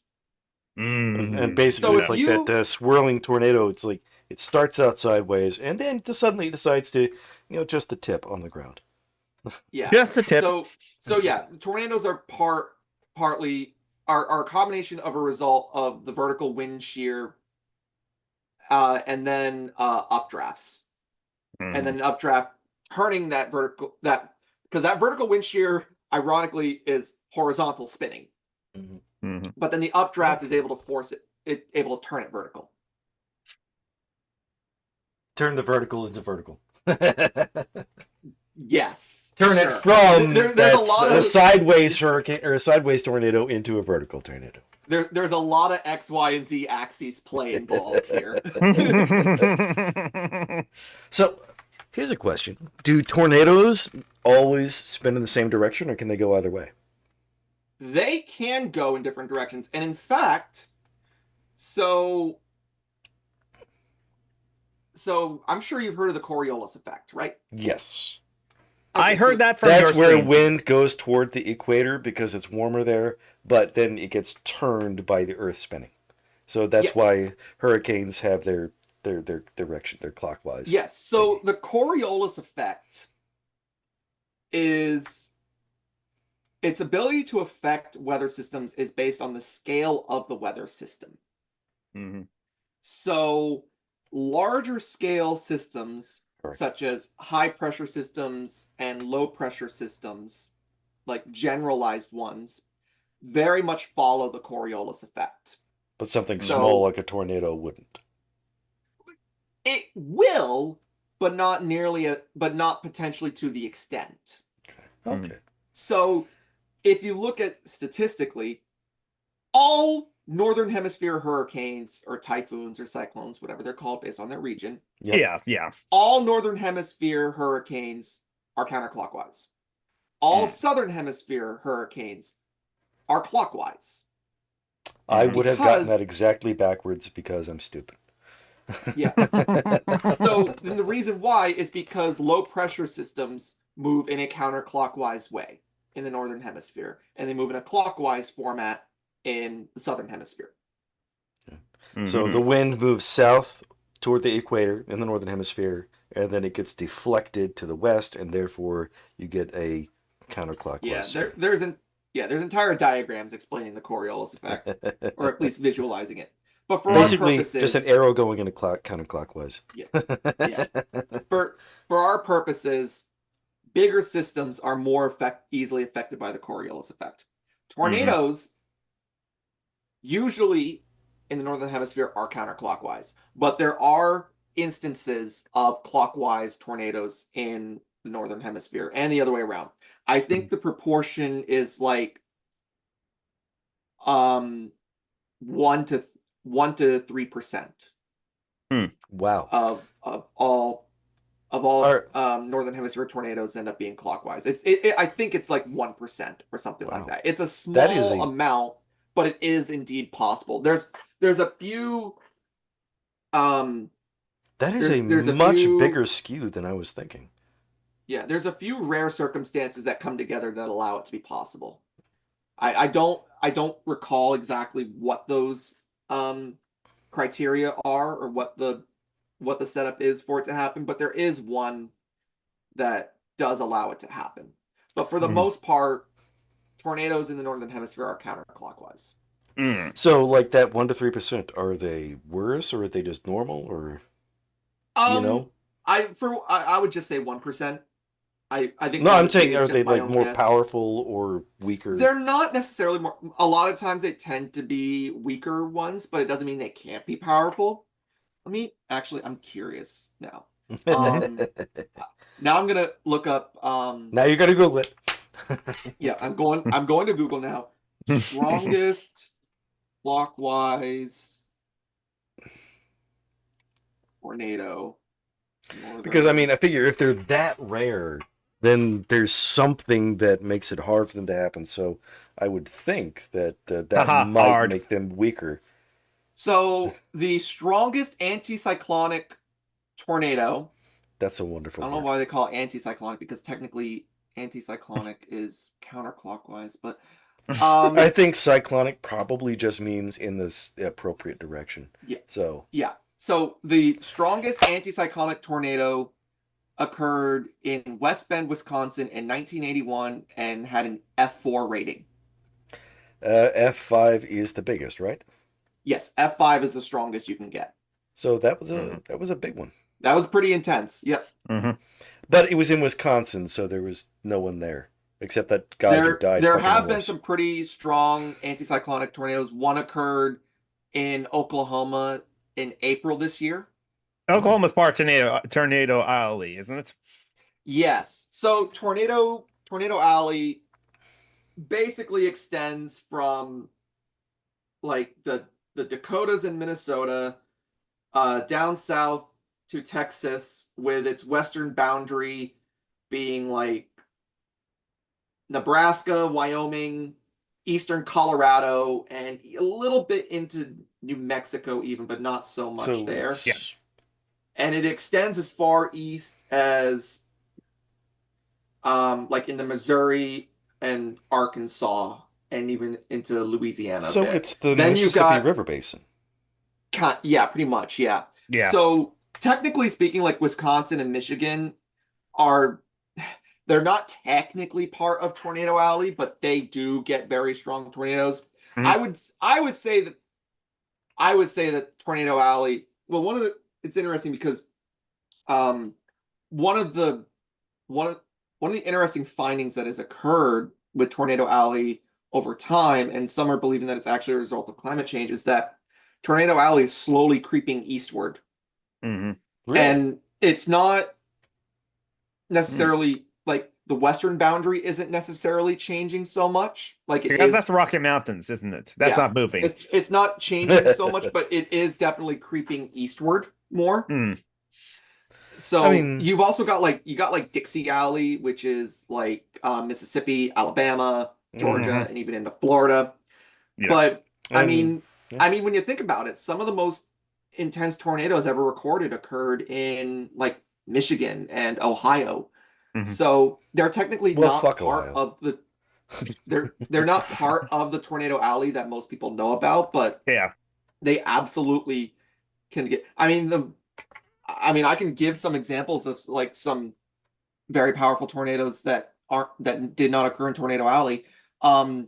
The most eastward F5 tornado ever recorded across the Ohio-Pennsylvania border. So it started in Ohio and crossed over to Pennsylvania. So that one near happened. No, down south more. Okay. Oh. Okay. Hang on. Pennsylvania. I actually do this in my streams. I will actually, for meteorology streams, I will actually search stuff on Google, like live, and you can see my computer screen and everything. Yeah, I do that all the time on my stream as well too. When I do political, You can't see it only especially because I'm a cat. mostly because like I'm dyslexic, so like I do have a hard time. Like I have no idea how to pronounce a word, but I look at it if I never heard it before. So I'll just go to Google, like how to pronounce this word. Yeah. So, let's see. Yeah. So the Ohio-Pennsylvania F5 occurred as part of the 1985 U.S.-Canada tornado outbreak. Yes, Canada can get tornadoes as well. There has been one Sorry, F5 Lucidia. reported in Canada. Wow. It is also considered the best F5 tornado of all time because it did not cause much damage and caused no loss of life, and is one of the most visually pretty tornadoes ever photographed. I've What? actually Canada seen gets a all the water spout. it's Living on the East But Coast, yeah, you get so those. the best, so theoretically the quote unquote best F5 tornado ever recorded occurred in LA, Canada. Moose-nado. I love Drew McClure. Yeah, Moose-nado. There was Sharknado the movie. We need Yeah. Moose-nado the movie. So yeah, so the one in Oh, that's a big Pennsylvania. one there. So the one in Pennsylvania occurred 1985. Newton's Falls and Niles, Ohio, and Wheatland Hermitage, Pennsylvania. So it hit a bunch of Amish folk. Yeah. But I mean, I can give you another example of an extreme example of strong tornadoes, and one that actually is a bit closer to home for me, not because of a date, but because of location. So I live in New England. I live in the Boston area, and the one of the most well-known tornadoes documented is the Worcester F4 tornado of 1953. What's that? Lester. Yeah. You Now, don't what's sound like an interesting asshole. what's interesting about that tornado was it very well could have been rated an F5. Mm. The only reason why it wasn't rated an F5 was because the tornado completely decimated homes. Now, in determining damage, comparing F4 versus F5, or nowadays EF4 or EF5, I thought it was wind both speed. of them can wind speed and damage. Yeah. Okay. So the Fujita scale is based on damage, and that's used to estimate the potential wind speed of what the tornado might have been. So F4 tornadoes, EF4 tornadoes have the ability to completely decimate poorer quality homes. Like when I say poorer quality, I mean like well-built homes, but not necessarily ones that have been like anchored to the ground or anything like that. An F5 tornado has the ability to decimate a home like that. And the reason why the Worcester tornado did not get that rating was because they were unable to determine if the houses that were decimated had those measures put in place. See. Because those measures could not be determined, they had no unquestionable evidence to suggest that the tornado was an F5. It very well could have been an F5, but they just didn't have the right type of damage to make that conclusion. And in fact, that tornado got a rare distinction because it's one of the only tornadoes where the National Weather Service actually retroactively looked back on it and redid it. Like they retroactively redid an analysis of the damage, like using photographic evidence and everything to determine whether or not it actually was an F4 and F5, and they still could not find enough reasonable evidence to conclude. So it sounds it like F5. so it sounds like tornadoes are a lot more like earthquakes in the way they measure them, and that they base a lot of it on how much damage it causes to human stuff. Well, earthquakes, you can measure the level of which the shaking was. You can measure the energy, seismometers. Yeah, you can measure the energy, and that energy is what's used to determine the level of the earthquake. You can use damage as an indicator, but it's not the be-all, end-all like tornadoes, like it is with tornadoes. Because believe it, I lived through a 6.8 earthquake in Seattle in like I was in high school, 2001, something like that. But it happened like 35 miles below the surface. So like the damage, there was a lot of property damage, and a lot of people did get injured. But there was like maybe only one death, and it was like if it was associated with the earthquake or not. The person suffered a heart attack as well too during the earthquake or afterwards. And so it was like there was even a debate of like if that death was counted towards the earthquake or not. Yeah, I once slept through an earthquake. Yeah, probably that happens as well. Upstate New York. It was weak. It's interesting that we can actually get earthquakes in New England. They are very rare, but they can and have happened. I actually, you got the subduction of the Atlantic plate. No, actually, No? they're more That's not what from causes them? localized. They're from localized faults, like very old faults. Okay. The Appalachians I've are a actually been sleepy mountain range. I've actually been through two earthquakes. One of them, actually I experienced in New England, and the other one I experienced in Alaska. Actually, and Alaska gets a shit ton of earthquakes. Oh yeah. That again. Pacific Ring of Fire and all. Yep. Yeah. Exactly. And now trying to catch us in my head. Yeah. So, but yeah. So tornadoes. In order to determine the severity of a tornado, the damage is basically what we have to use, because it's pretty much impossible to measure the wind speed of a tornado in real time at ground level. Well, And that's the unless part you're that's a tornado chaser with an awesome van. Yes, but there's not nearly enough of those, and trying to intercept a tornado is very tricky to do, and also there's no guarantee that you're going to catch it when it's at its max strength. True. So, if you're mobile Doppler radar can measure tornado wind speeds, but the important part is at ground level, because the wind speed of a tornado, like all wind speeds, tend to decrease as you get closer to the surface just because of friction. Yeah.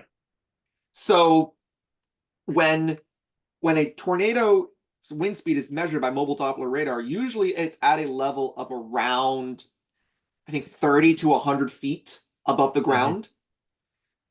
And those wind speeds, we can assume, are probably going to be higher. The problem is we don't really know how much higher. We don't really know how much of a difference that is. It's hard to document and determine that. So it ends up getting debates in meteorology about tornado ratings. And I'm going to use the one that I've talked about on stream before. You've heard me rant about this one enough times. I think so, yeah. The 2013 El Reno tornado. So this tornado was distinctive in many, many aspects. First, it gained the world record of the widest tornado ever recorded at 2.6 miles wide at its peak. That's the width of the tornado. That is big. Wedge tornado. It also was measured having wind wedge speed. Tornado sounds like a specific term. Yes, a wedge tornado is a tornado that is wider than it is tall. Okay. So there's like rope tornadoes, which are the very thin, skinny ones. Those are the ones that might do weird shit. Yeah, those are supermodel tornadoes. Yeah, I like big tornadoes. No, I would say the itty bitty tornadoes. Inner city tornadoes. I would say the supermodel tornadoes would be the stovepipe. Oh yes, exactly. Yeah, the stovepipes are like the classic idea of what a tornado looks like, and then the wedges are the ones that just look like a giant cloud that's on the ground, basically. So are there any that like invert it and are wider at the bottom? Probably not. What's that? Are there any like upside down tornadoes? Like they're big at the bottom. Well, tornado formation. You can have a tornado. Sorry, I like asking weird questions. Yeah. So for the most part, tornadoes form from the top down. But you can have a tornado that has swirling winds at the surface, and you can't really see the funnel cloud very well. But and that is considered a tornado. But if you have a well-defined funnel cloud and it hasn't reached the surface yet, then it is only considered a funnel and is not a tornado. So a tornado has to have swirling winds at the surface, or its actual funnel touch down at the surface. Holy shit! Tornado starred Bruce Campbell. I always thought it was the guy from Independence Day, Bill Pullman. Bill Paxton. No, the Bill With- Pullman played the president. Oh, Bill wait, what tornado Paxton. movie are you talking about right now? It's a tornado with an exclamation point. There's more than Oh, one? then I have no fucking clue. No, Twister. It sounds like a Bruce Campbell. Oh, movie. no. That's a made-for-TV movie. There's gotta be more than one.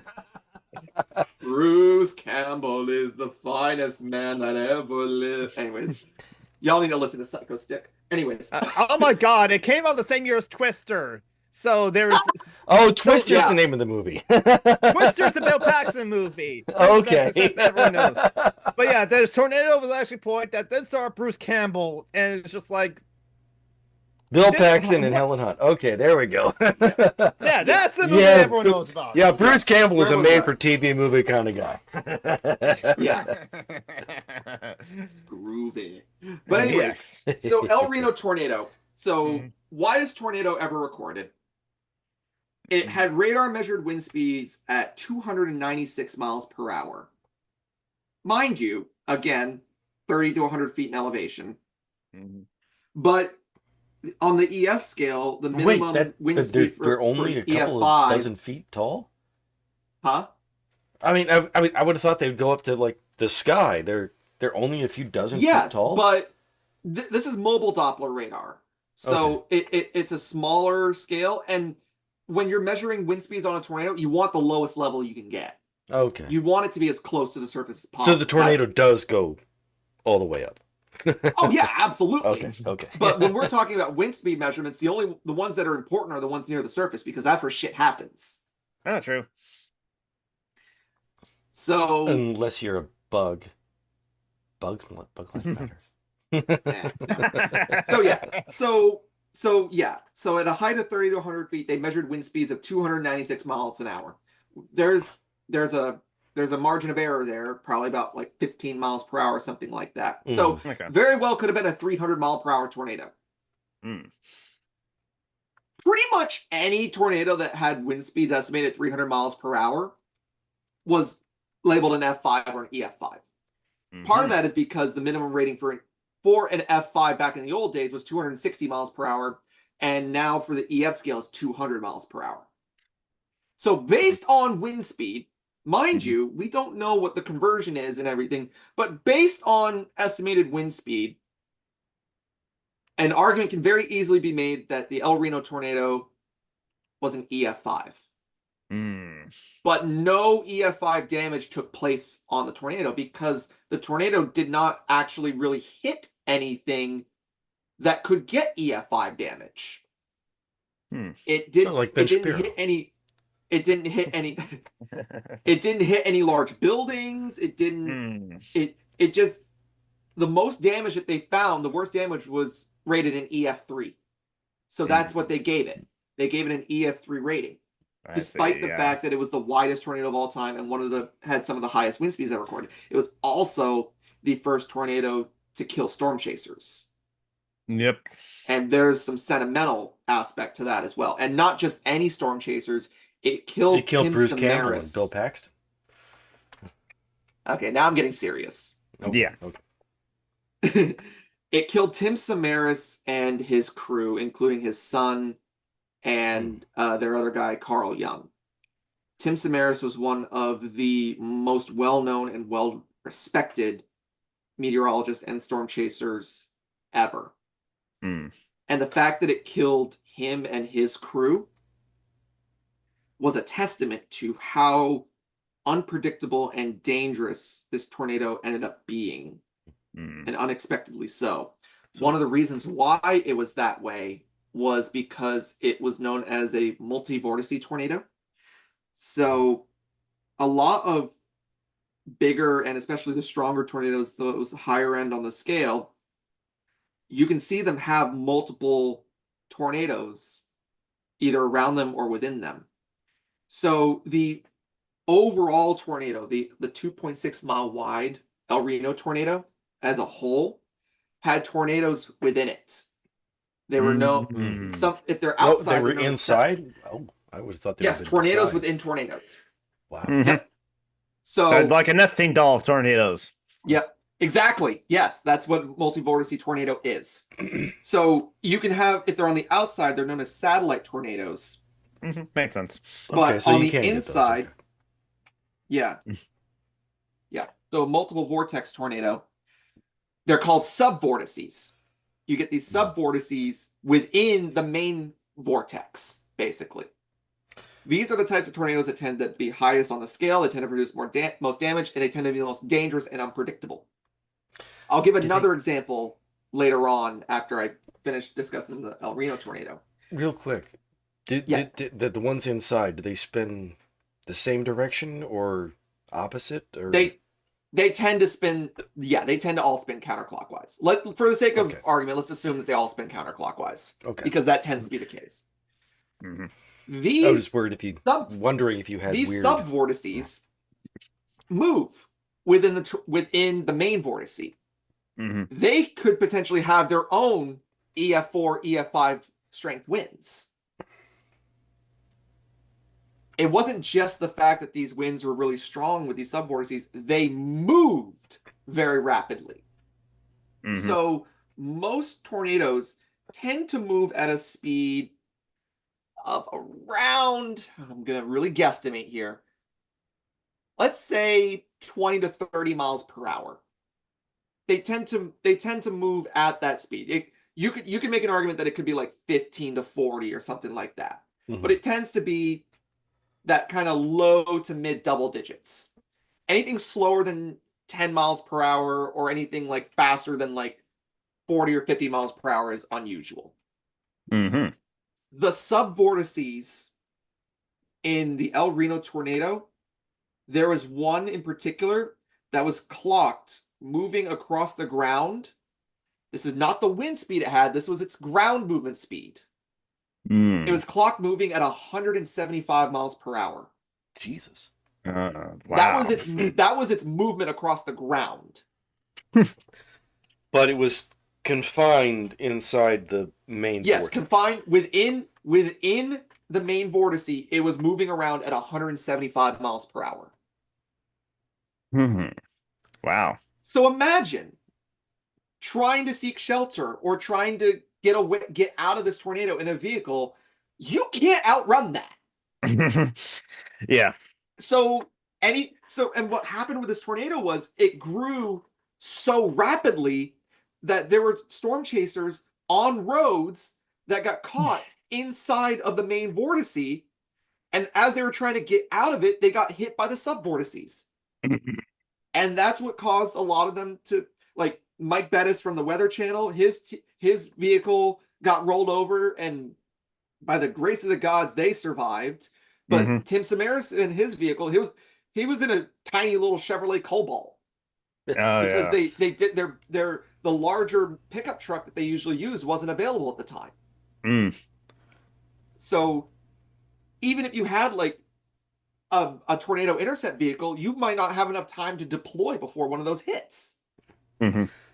So do storm chasers, like, they all work for weather stations and? No, they tend to work independently. Okay. Although they will. So how do they make money? Or is it just a hobby? A lot of them, especially nowadays, a lot of them post videos online. Okay. So it's viewership. Yeah. But I mean, Reed Paxton Timmer couldn't have done that. Reed Timmer is like the example of that. A lot of them in the past would get like grants and stuff for research purposes. That's what Tim Samaras did back in the day. He would drop probes ahead of a tornado and have the tornado go over those probes, take the measurements, and research grants, basically. Gotcha. Yep, nowadays it's more like online videos and stuff. That's bit like more sensationalistic nowadays. Yeah, but Reed Timmer still does take meteorological data and provides it because he's the type that he has a vehicle that's capable of intercepting a tornado. He studied tornadoes. He has a PhD.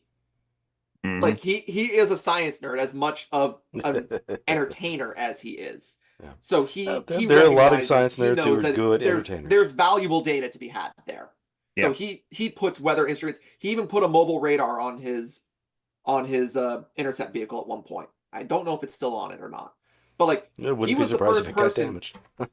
He was the first person to get a radar device in a tornado, and was able to vertically measure the tornado as a result via radar. So it pointed straight up into the tornado. Like from the and inside. I believe he was the first person to ever do that. Hey, Owen McDonald. Yeah, I'm Oh. glad that this conversation is like fascinating to you about natural disaster, especially with Yeah. the relative boredom of UK weather. Yeah, UK weather is just rain. But yeah, London I can give you swelters under another- 72-degree heat wave. Pansies. I can give you another example of a multi-vortex tornado, and in fact, I have a picture if you're willing to show it. Oh, go nuts! Let's see. Well, first, let me send you a pic of the El Reno tornado. Sure. Just to give you an idea of what it looked like. Let's see if you can share this. 2013. Yeah, the stream is full of gays, video gamer. Yeah, there's video of the subvortices. Yeah, basically. Yeah, there's so many things that I can show. You're not actually sharing. No, I'm not sharing. I'm just looking at stuff right now. Okay. Let's see. Yeah, okay. Where do you want me to share it? Just go ahead and share it to the the Zoom. OBS. Zoom. Share it to the Zoom thing, and it'll show up on the stream. I The might share have to buttons. hide a couple of pictures, but Do I have to? Do I share the link? share to your it? screen, and it should work. Or share share a screen. picture. Well, share you can screen, like share a the- picture. Actually, go down. hold on. I might. Let me do something. I'm going to turn my video off real quick, and I'm going to try something real quick. Just Okay. to, Sure thing. Just to see. Don't want to. Because I can mess around with Streamlabs. Yeah, we want to make sure you're not doxing yourself as well too. Yeah, absolutely. I was actually Yeah. making fun of you, Owen. 72 degrees is not hot. You guys are pansies. But You no, got yeah, a tail into the Gulf Stream. You're surrounded by water. You don't have weather. All right. I'm going to turn my video back on now. Okay. There we go. Yeah. That whole thing right there is Mhm. the tornado. And Wow. I think down here, just under the tip, is a house. Yes, but that's much closer away. This is from very far away. Mhm. So that's the path that it took. Wow. That's the road that the storm chasers got caught on as it Mhm. widened. Wow. And here is a video of the subvortices. It's kind of hard to see because it's a bit rain wrapped, but if you look carefully, you will see multiple vortices. Yeah, no, I think I can see multiple vortices. Yeah. I definitely see the fucking tornado. Mhm. So, yep, there they are. Oh, yep, there they are. Oh, yep. Holy wow. So imagine those Mhm. imagine getting caught in the main tornado, like these Yep. guys look like they are right now, Mhm. and you suddenly have those subvortices moving at you at 50, 100, 150 miles per hour. Yep. Yeah. I'm pretty sure That's I why wouldn't notice that. I would just, that would just, Yeah. You just have to replace your pants. That's why Or- storm chasers died from that stuff. Yeah. But I will give you one of the most terrifying images of a tornado. Careful, you don't want ever. to show your search history.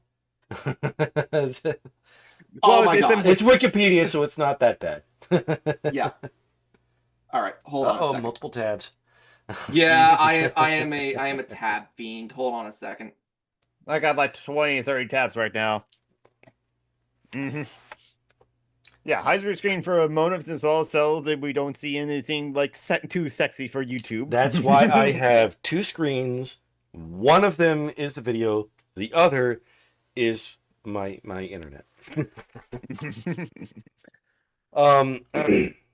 So yeah. So Gerald. The Gerald, Texas tornado. Mm-hmm. This was an anomaly. of anomalies when it came to tornadoes. Mhm. It also has one of the most famous pictures of a tornado ever recorded. That's a dude. That is so. There is a term in Native American folklore known as a dead man walking tornado. Yep, I can see that. That's a So dude. the idea being Mhm. that the dead man Are walking those, tornado like, was no, their are we- way of describing a multi-vortice tornado. And I could see 3 yeah. there. Yeah. I think. so what? So basically, the idea being is if you are close enough to a tornado that you can see the dead man walking within it, if you're in the path of the tornado, you are going to die because that is a particularly powerful tornado.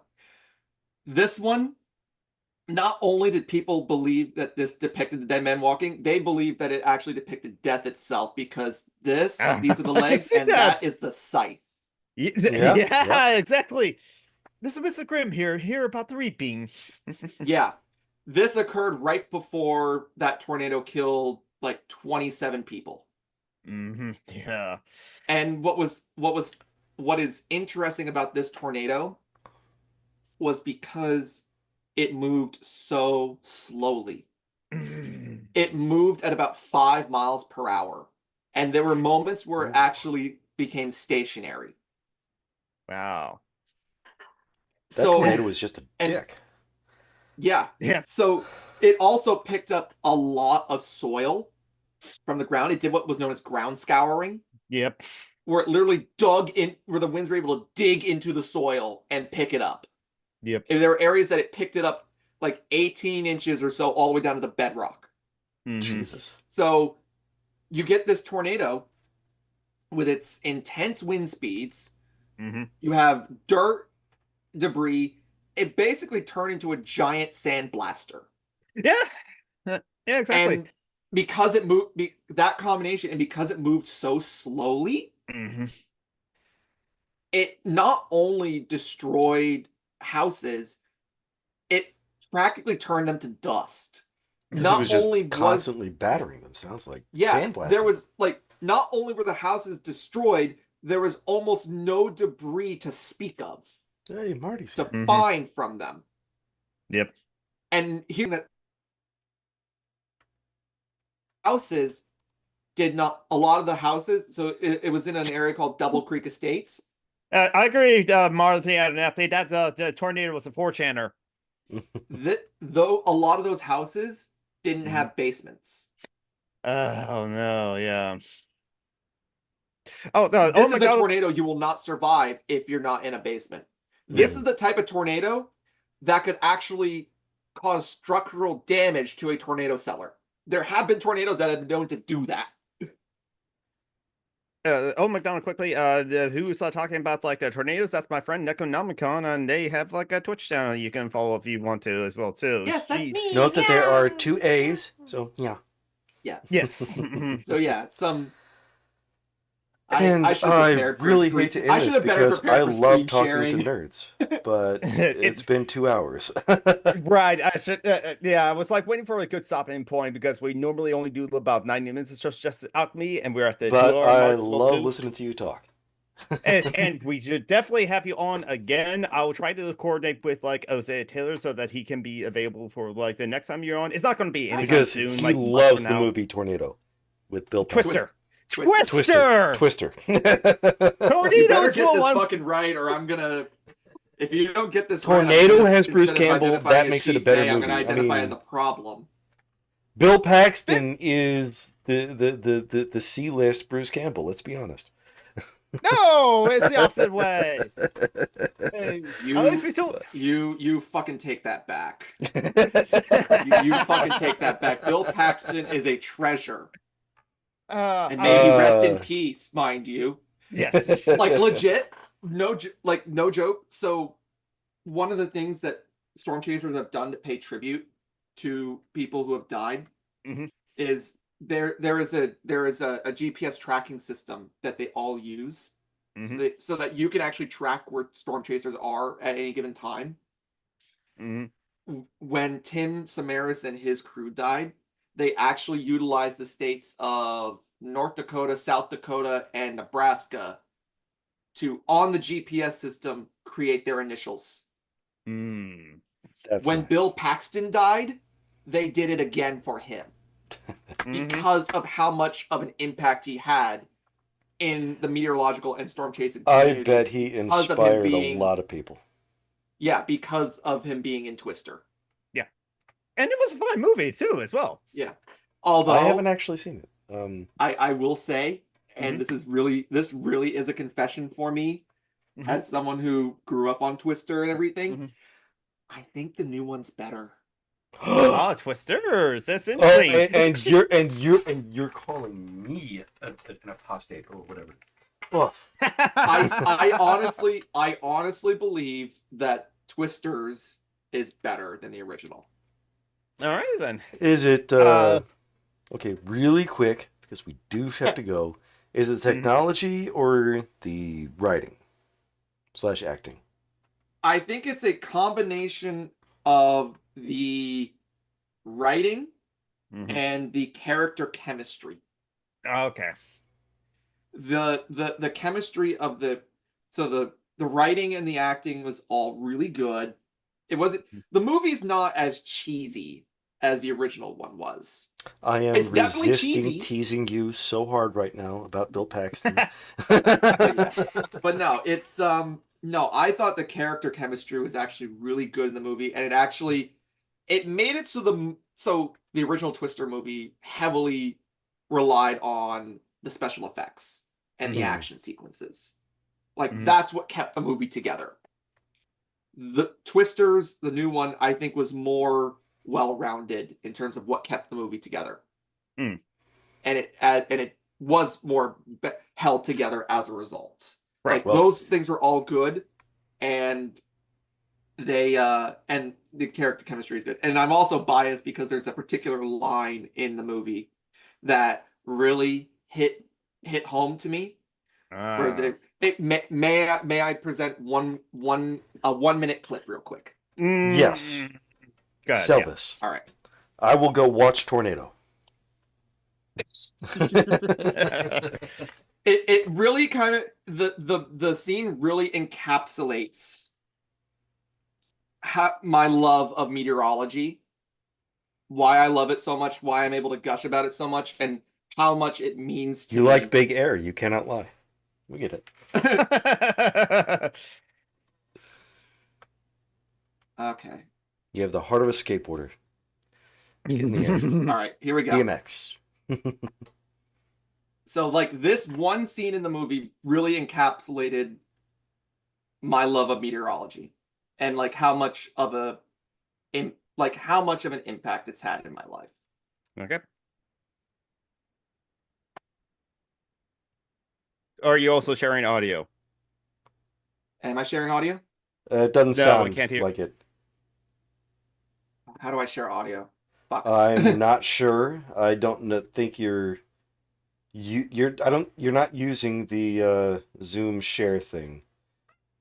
Yeah. Oh, that's right. Because right now the host has it like disabled as well too. So it's just like. Oh, do I have it disabled? I can. Huh? Yeah, well, like also, well, yeah, Nick and I'm kind of doing this like that through like Streamlabs and as well too. So I don't know how to like. Yeah, it looks like Zoom will only pick up your mic. You might have to do a sharing thing, or you can give me the link and I could play it. Yes, that's what I'll do. Yeah, that'll probably be faster. Yeah, just like any other like professional streams, we're just like doing this all live. We are figuring this out as we go. There you go. I just sent it.